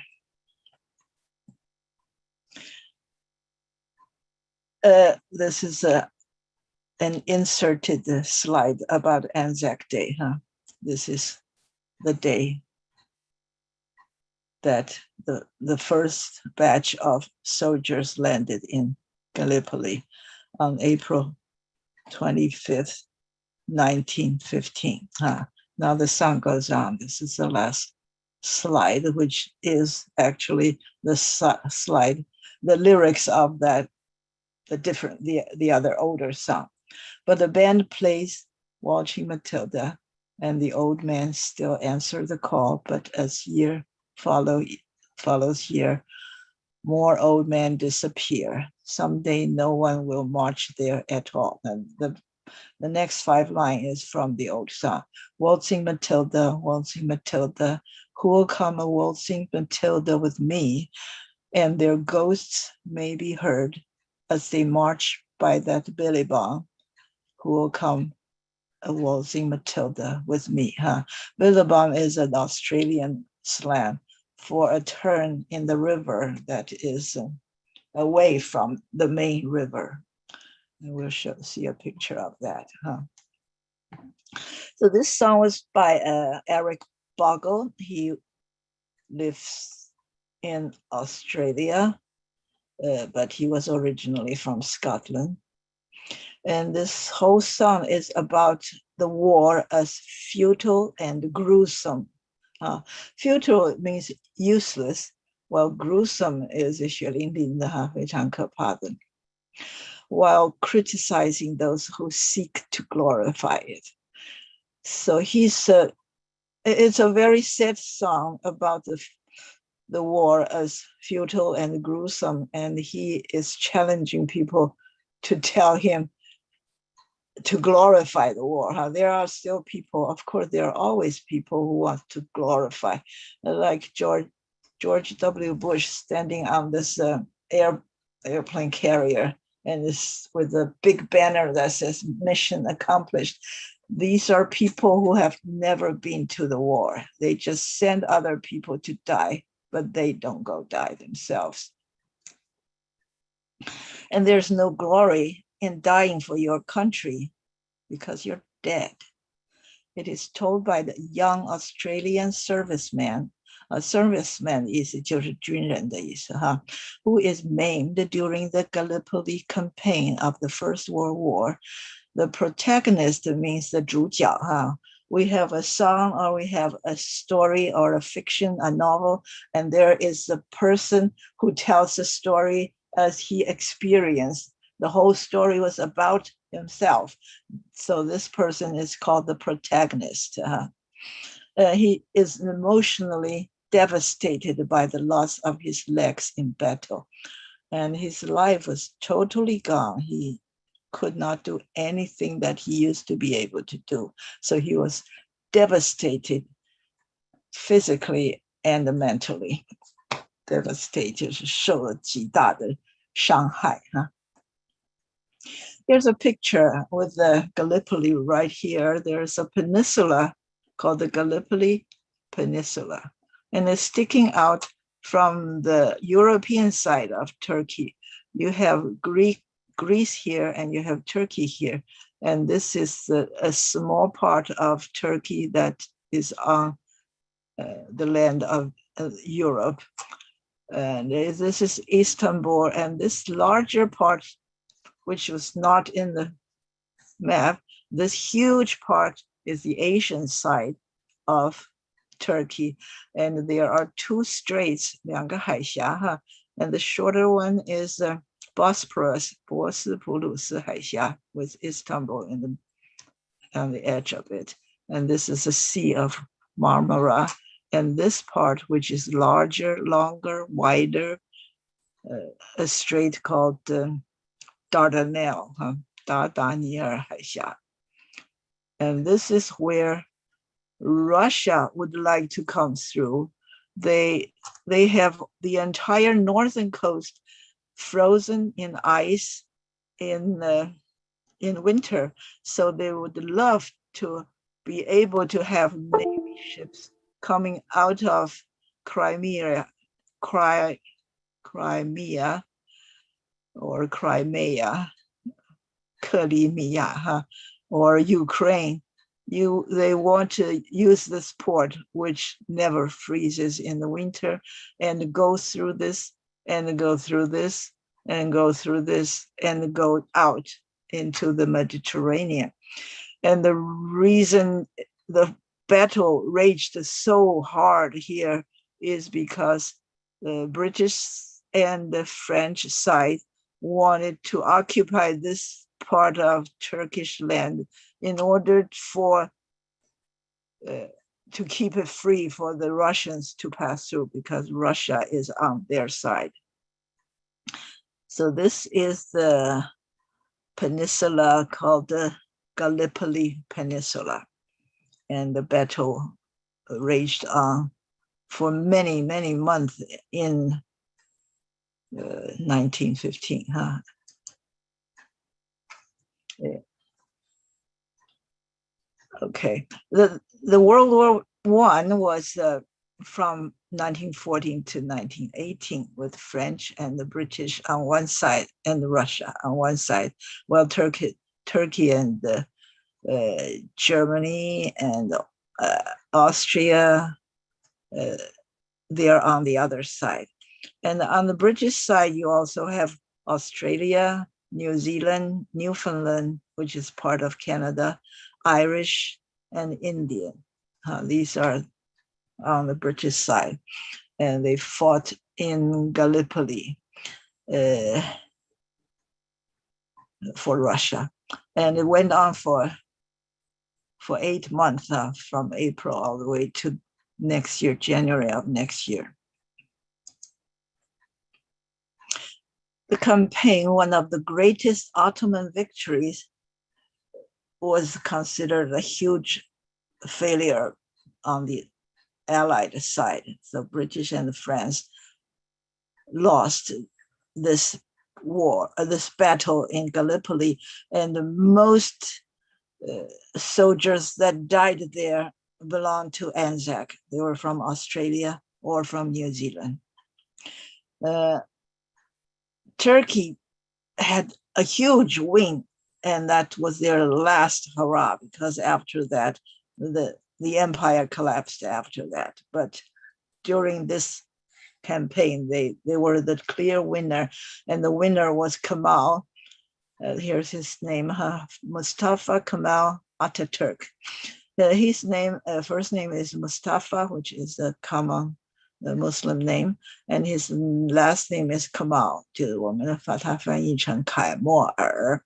However, he's got a new name. Nowadays, when you say Ataturk, that's Kemal, which means father of Turkey. When we say 中华民国国父, we know that we mean Sun Zhongshan. We didn't say Sun Guofu. Do we say that? Maybe some of us call him Sun Guofu. This is just calling Kemal Ataturk, meaning he is the father of Turkey. He engaged in this battle as a commander and came out with glory because he engaged in many winning battles, and after the war he led the people and deposed the Sultan. So the empire was gone, since he established a new country, which is a republic. And there is a lot of similarity between this story and the one in China, where the Chinese Manqing was called the sick man of Asia, and Turkey was called the sick man in either West Asia or in Europe or Eastern Europe, because it's a country straddling on both continents. And he became the new leader and became the president of the new republic. That's the whole story. Yeah, I talked about that already. And the last one is that on the British side, Admiralty, First Lord of the Admiralty, Winston Churchill, lost the battle there. So it took him many years to recover from this huge loss in the war, in the battle. Of course, he came through later as the leader of the Allied in the Second World War. And here's a young Mel Gibson in the poster of Gallipoli, which is a movie, 1981. It was an Australian movie done with the Australian cast and the script writer and the director, Peter Weir. And both Peter Weir and Mel Gibson later came to United States and did very well in Hollywood, but they came from Australia. Okay, he was playing just a very young soldier who went to Gallipoli. Here's a documentary made by a Turkish crew, the director and the whatever, the production project was a Turkish endeavor, and it contains mainly interviews of people on both sides who went through this battle. And here's another movie which also came late. This Turkish one came in 2005, which is a lot, like 60 years. No, 80 years, 20 years. 90 years after the battle. So it's really a hindsight. But this one is even later, 2014, with Russell Crowe playing a farmer who had 3 sons who died in Gallipoli. And his wife was so depressed that he had to go to Gallipoli trying to find any clue of how they died or if they left anything. And of course, the 3 sons died. And as he went home, his wife also committed suicide because of the depression and the sorrow. And Russell Crowe was the director for this movie. And now we talk about the other song, which is called Waltzing Matilda. It was a song in 1895. And this song has never been officially recognized as a national anthem, but unofficially, it is often used in similar circumstances. So you have a gathering of officials or armies or any kind of function, they would play this song. And it's really a folksy song, which has very crummy lyrics, but they think it represents their spirit very well. This is the lyrics, but it's full of strange words that you don't know what it means. One's a jolly swagman. A swagman is an Australian rover who put a bedroll on his back and travel from place to places. That's called a swagman. Camped by a billy bong. A billy bong is a band in the river. Let me see if I can find this picture. Okay, this is a billy bong. A swagman, you can see in this painting, a swagman was unrolling his bedroll so that he could sleep for the night by this little piece of water that's part of the river with a very stagnant water. So the water is not flowing. That's what is called a billy bong. And this is a typical swagman in 1901. He would carry a walking stick and a cooking, a can, a large can that was used and emptied so that he could boil water in that. And he put his blanket or his other belongings on his back. That is a swagman holding a billy, that water can. The can that could hold the water is called a billy, and carry a swag on his back. Now we come back to read this lyrics. Once a jolly swagman camped by a billabong, that's a bend in the river, under the shade of a coolibah tree, that is a eucalyptus tree, 尤加利树, and he sang as he watched and waited until his belly boiled. Billy 就是 the can of water, the can that holds the water, and he waited until it boils. You'll come waltzing Matilda with me, When the water has boiled, he did not have to stay there to wait anymore. So he would somehow carry the water and then start to move.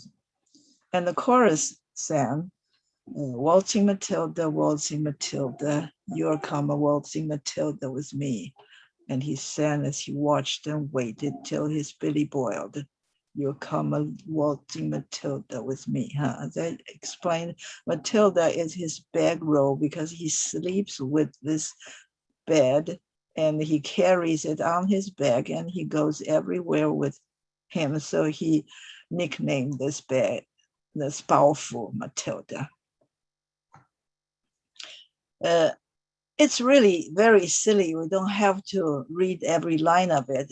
Then a goat came, and he jumped on this goat and caught this goat and stuffed it in his backpack and so on. And these people, they don't own anything. And when they decided to stay in a place and start to do some kind of farming, they are called the squatters. Squat means 蹲在一个地方哈. In this country, the squatters are homeless people who stay in a house that's not occupied. The seller has moved away, probably because they went bankrupt or they could not sell the property. So the squatter would come into a house that did not belong to the squatter and stay there. And if they do that long enough, for 10 years, that is legally their property. And in Australia, there are squatters everywhere because they have so huge unoccupied land, and the people would squatter on a piece of land, and if they stay there long enough, they become the owner of that land. Okay, so we're not going to talk about every line of this. This is just a very crude song with bad English and no story, no idea, no philosophical theme in it, but it's their unofficial anthem, huh? Okay. And this is a map of Sydney, and here we have the Opera House. Okay, number 1 is Opera House, and this number 3 is the Harbour Bridge. These are notable landmarks, and this is Circular Quay. And the place I'm talking about is right here, and this is called the Anzac Memorial. This is not on this list. Okay, this is the Botanical Garden and Hyde Park. And when I was there, I stayed in the hotel, probably here. Okay, so I went to see this. I love botanical gardens. I went there more than once, 3 times probably. And this is a park with this place I'm going to show you, where I took a picture of my mother in front of this Anzac War Memorial. And a clearer picture was from the other side. You can see the memorial like that. And inside it's like this. I took this picture too. Let's quickly read through this. I'm going to read it quickly and explain a little bit, but it is more complicated than usual, but we do not have to know every word of it. 新丰老翁88哈, in this county of 新丰, there is an old man who's aged 88. 头鬓眉须皆似雪, all his hair, the head, the beard, and the eyebrow and whisker, everything was like snow. 玄孙扶向殿前行, so his great grandson supported him to move forward because he could hardly walk well. 左臂平肩，右臂折. His left arm leaned on the great grandson because he couldn't walk very well, but his right arm was broken. So I asked, I asked this old man, how long has it been since you broke your arm, and for what reason? And this old man answered, saying, I came from 新丰县,生逢盛代无征战. In my early years, it was a great emperor's time and there was no wars. And I loved to listen to local opera, maybe, I don't know where he was. 新丰县, huh? So there are many regional operas. In addition to Beijing opera, we had, kunqu, like the one that Cao Yin was composing for. And the Li Yuan would be singing and dancing and opera troops. And this Xinfeng Zhebiong was familiar with those kind of performance. So he enjoyed his life when he was young. 不识其枪以弓箭. So he did not know how to carry a flag or fight with the 枪. In those days, we don't have guns or rifles. We have long sticks with a weapon point at one end, or to do archery with a bow and arrow. I don't know any of all those things. 乌合天宝大征兵, but then that good emperor was gone. No, I'm sorry. It's the same emperor that when the emperor who was Tang Xuanzong, during the earlier time, 开元的时候, that prime minister or premier, I guess it's prime minister, was a good one. He did not want to engage in battles, so he always tried to minimize incidents on the border. However, when it went to Tianbao era, it's the same emperor, but the emperor was no longer a young man. He is older and he's more ambitious. And his prime minister decided to draft lots of people into the army and go wage wars with the neighboring countries. 户有三丁点一丁, every family that has 3 sons would have one of them drafted into the army. 点得去江河处去, and where do they go to? 五岳万里云南行. In March, they would travel 10,000 kilos to Yunnan, to the southwest. 闻到云南有卤水, 浇花落石涨烟起. I heard that in Yunnan there's a river called the Lu Shui. That's the name of the river. And when the pepper tree flowers dropped, I don't know, maybe in June, because they started to march there in May. 瘴烟起, they're localized contagious disease, which means malaria. In the old days, we do not know what malaria's reason was. We just knew that there was water and there were bugs and there was a disease and people die out of it because of it. 大军涉水, 徒涉水如汤. When people forded or went across the river, tu means without riding on the carriage or a horse. So you would be walking across the river and the water was warm or even hot like soup. It's so hot there. 为过十人二三四. Not when you had 10 people cross the street and 2 or 3 already died. A high percentage of soldiers died, but just from crossing the river. 村南村北哭声哀，儿别爷娘，夫别妻. This is saying that we just heard such a thing, and it is a tragedy when people had to be drafted and go there. So throughout the village, whether it's south or north, everyone was crying. And the parents were crying because the son was leaving, and the wives were crying because their husband were leaving. 接云前后征南者千万人行无一回. And everyone was talking about all those people who left to fight the barbarians across the borders. Every 千万人, how many is 千万?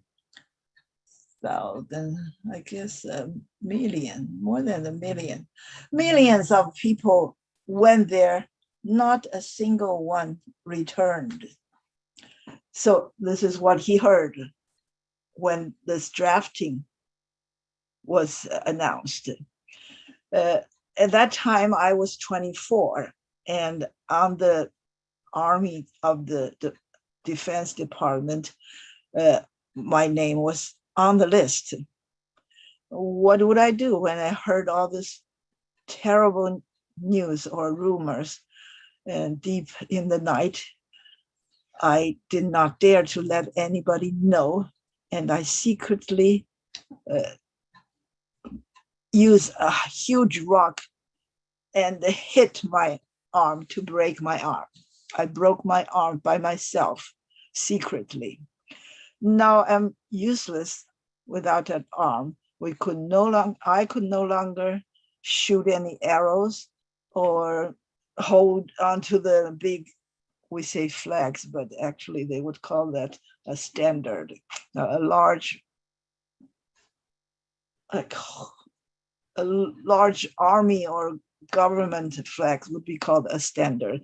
I was no longer able to do any of those things.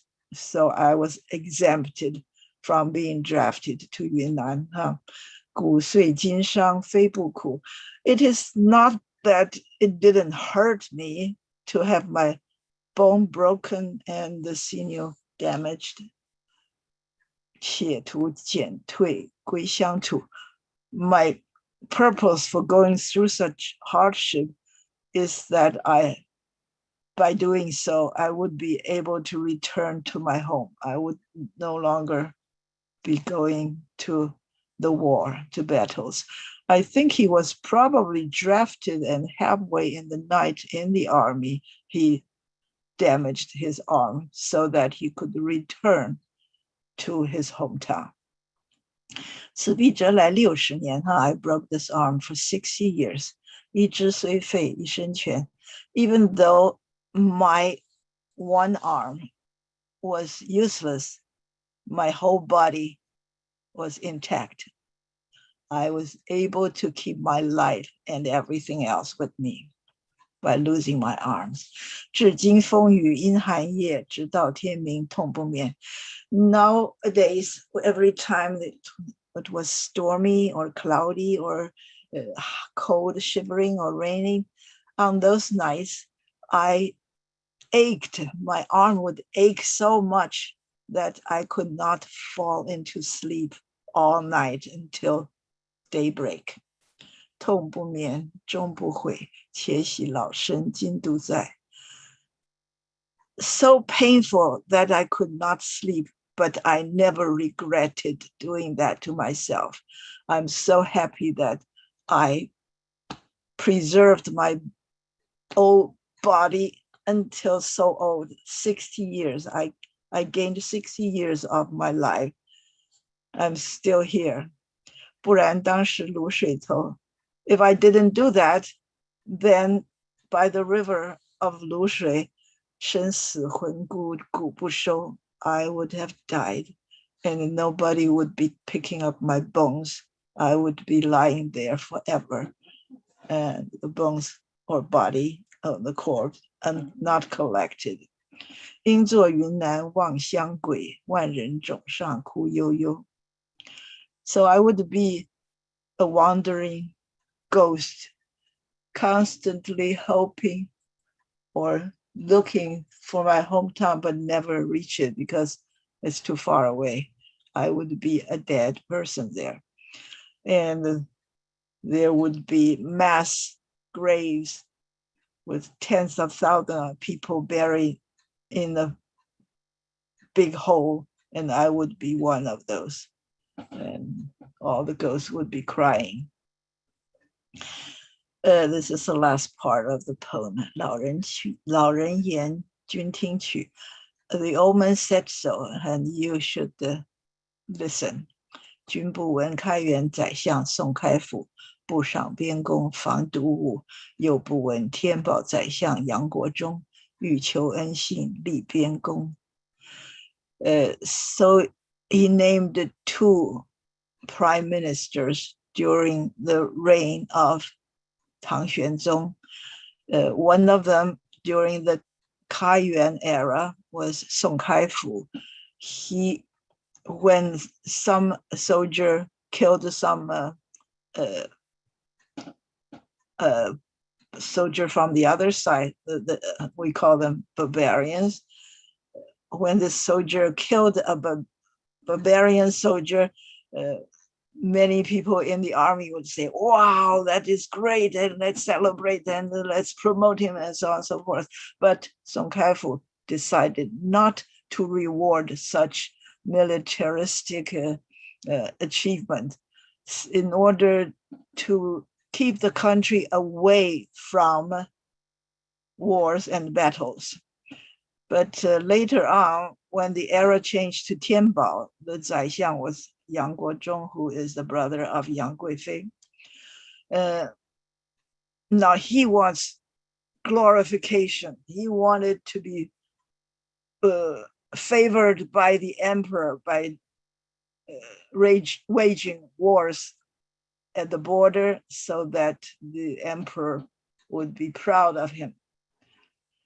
So 边功未立，生人怨，请问新奉者必翁.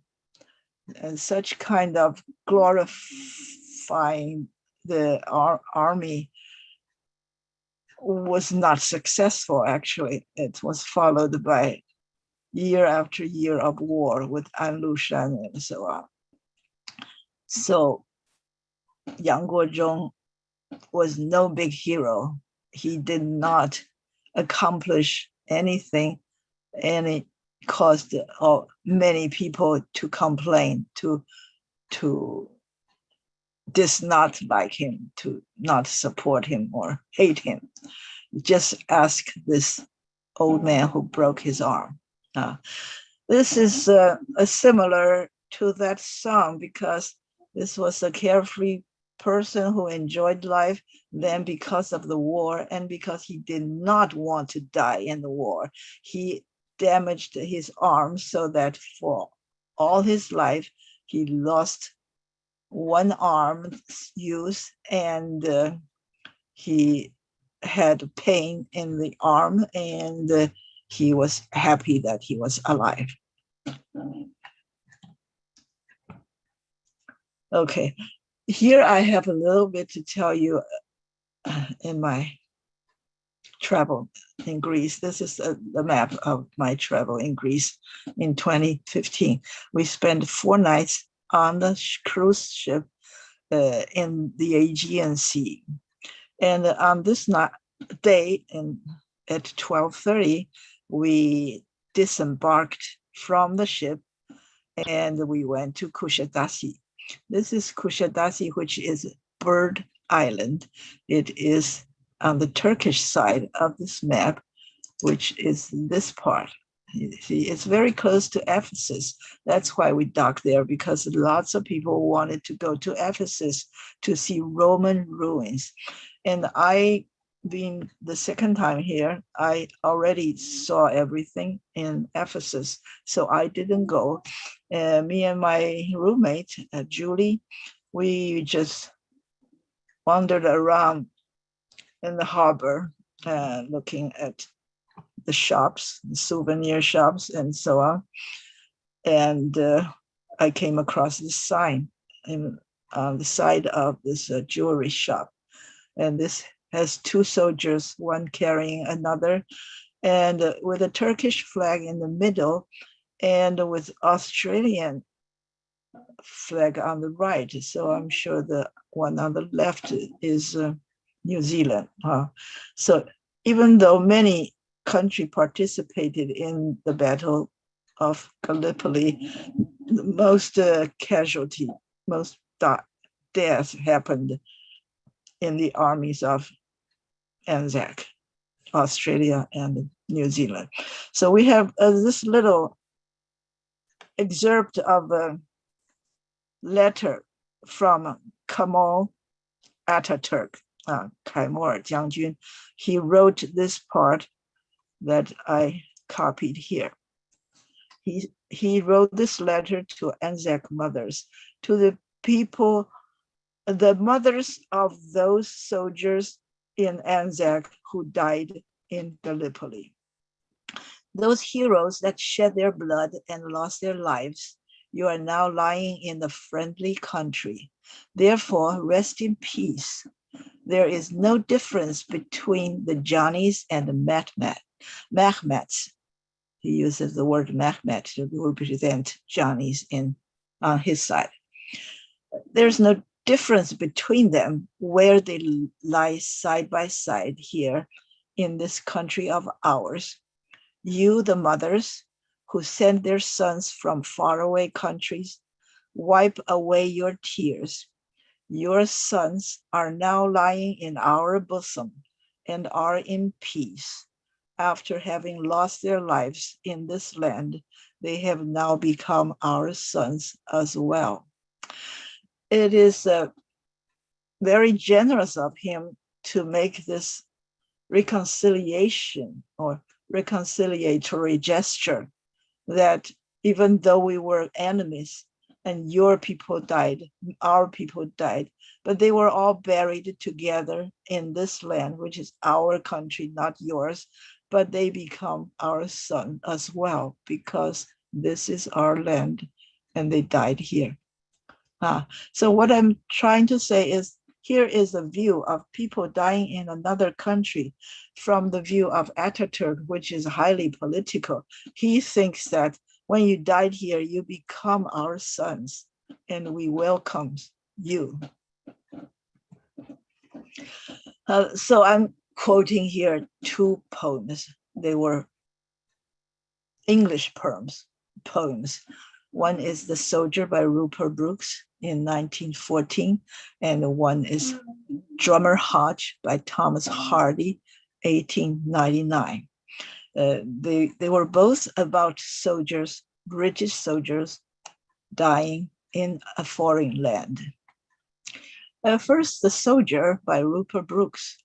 In 1914, that was the year First World War just began, and he was probably drafted, but he did not see any action yet. He was imagining that if I were drafted, or if I now proceed to go to the foreign land, which is probably France or Belgium, what would happen if I die there? This poem says, if I should die, think only this of me. I just want you to think of this if I die, that there's some corner of a foreign field that is forever England. Because I died there and my body lie there rotted, and all my things in my body went into the soil, and that land became England. English land, because I died there. I was buried there. In that rich earth, a richer dust concealed. So that piece of land is richer than all the rest because I died there. A dust whom England bore, shaped, made, aware, gave once their flowers to love, her ways to roam, a body in England, breathing English air, washed by the rivers, blessed by suns and hope. All these things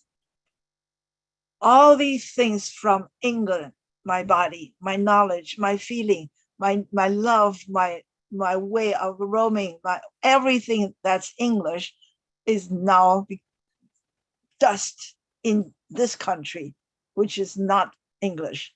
But because of me, with all my Englishness in me, that piece of land, that little piece of land is now English. And think this heart, all evil shed away, a pulse in the eternal mind, no less, give somewhere back the thoughts by England given. Just think that I, with everything in me that's English, now I'm giving to this piece of land my English thoughts, my sight and sound, my dreams, and my laughters. Now it's all here. I left here in this land because I died here.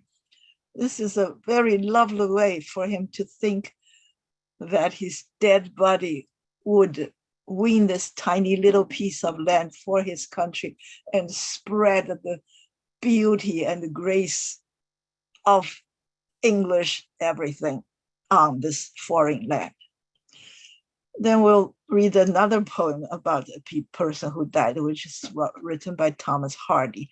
And you probably have read Thomas Hardy a lot because he wrote many wonderful stories. The most famous would be Tess de Duberville, 就是戴斯姑娘哈. He wrote these: Under the Greenwood Tree, Far from the Madding Crowd, The Return of the Native, The Mayor of Casterbridge, Tess of the Duberville, and the Jude the Obscure. They were very, very well written. So well written that people knew him as a novelist only, even though he wrote many wonderful poems. He was not known as a poet. Okay. This is 3 slides, okay. They throw in Drummer Hodge to rest, uncoffined just as found. So Drummer Hodge was a drummer. He beat the drum in the army, and he died in the battle, and he was lying on the ground, and they just carried his dead body and throw into a pile without a coffin, because the coffins are hard to come by during the battle. His landmark is the Kabjit crest that breaks the veldt around. So how do you know where he was buried? Because he fought in the Boer War, in South Africa. It was British Empire fighting 2 native tribes. So he was in this foreign land with trees, and the land, they all have foreign names like this. You don't know this tree, but that's this hill, or this whatever. All these pieces of land and the landmarks carry a weird name that you can't even pronounce, okay? I'm sorry. And foreign constellations west each night above his mound. So he has a little mound on top of him, and there's starlight shining on him in the night, and he has never seen this kind of starlight before. The constellations, 这些星座, when you're in so way south, the stars you see in the skies are totally different from the stars you are used to see when you lived in England. Thomas Hardy was writing about this soldier as if this soldier was from his hometown. Young Hodge, the drummer, never knew, because he was fresh from his Wessex home. Wessex home is where Thomas Hardy was from. And young Hodge, the drummer, came from Wessex to South Africa, and he did not know what it means, all these land, these plants, and the animals, and the bushes, and the soil. He does not know them, and he does know the stars. The stars are strange to him. Yet portion of that unknown plane will Hodge forever be. All he is dead now, okay? He will forever be in this land which he does not know. His homely northern breast and brain, he carrying his 胸膛跟他的头, they all came from the north. However, he died here, and then trees will sprout out of his skull and his arm and so on, grow into a southern tree that he has never seen before. and the strange-eyed constellation rain his stars eternally. Forever he will be covered by the starlight of strange constellations. So this is another way to look at a person who died in a war, in the foreign war. In this view of Thomas Hardy, it's just horrible. You don't know anything. You cannot tell even what kind of tree or what kind of star is above me, but you will be there forever till eternity, okay? So when the government says you should all go to war for the country, for the glory of the country, they are not thinking about this young man who is forever buried in a strange land that he does not know. Okay, that is all for me today. And I hope these few things would give you some thought about the horrors of war, of any war, in fact. We don't mean that people should not go to war, but they should not go to war lightly for the glory of the country. No, it's not for the glory. If you go to war for the survival, to defend your country, that I can understand. Of course, all those sad things would happen, but that would be on your own land. Think of dying in the foreign land, and everything that's happening had nothing to do with your normal life. That is when you should worry. Okay, I want to stop this now, and you can. Oh, okay. Is there anyone who has anything to say? Hi, Lean. It's well said, and I agree with you totally. Yeah, when I first came to this country in 1969, most people on campus was protesting against the war, and I was so curious.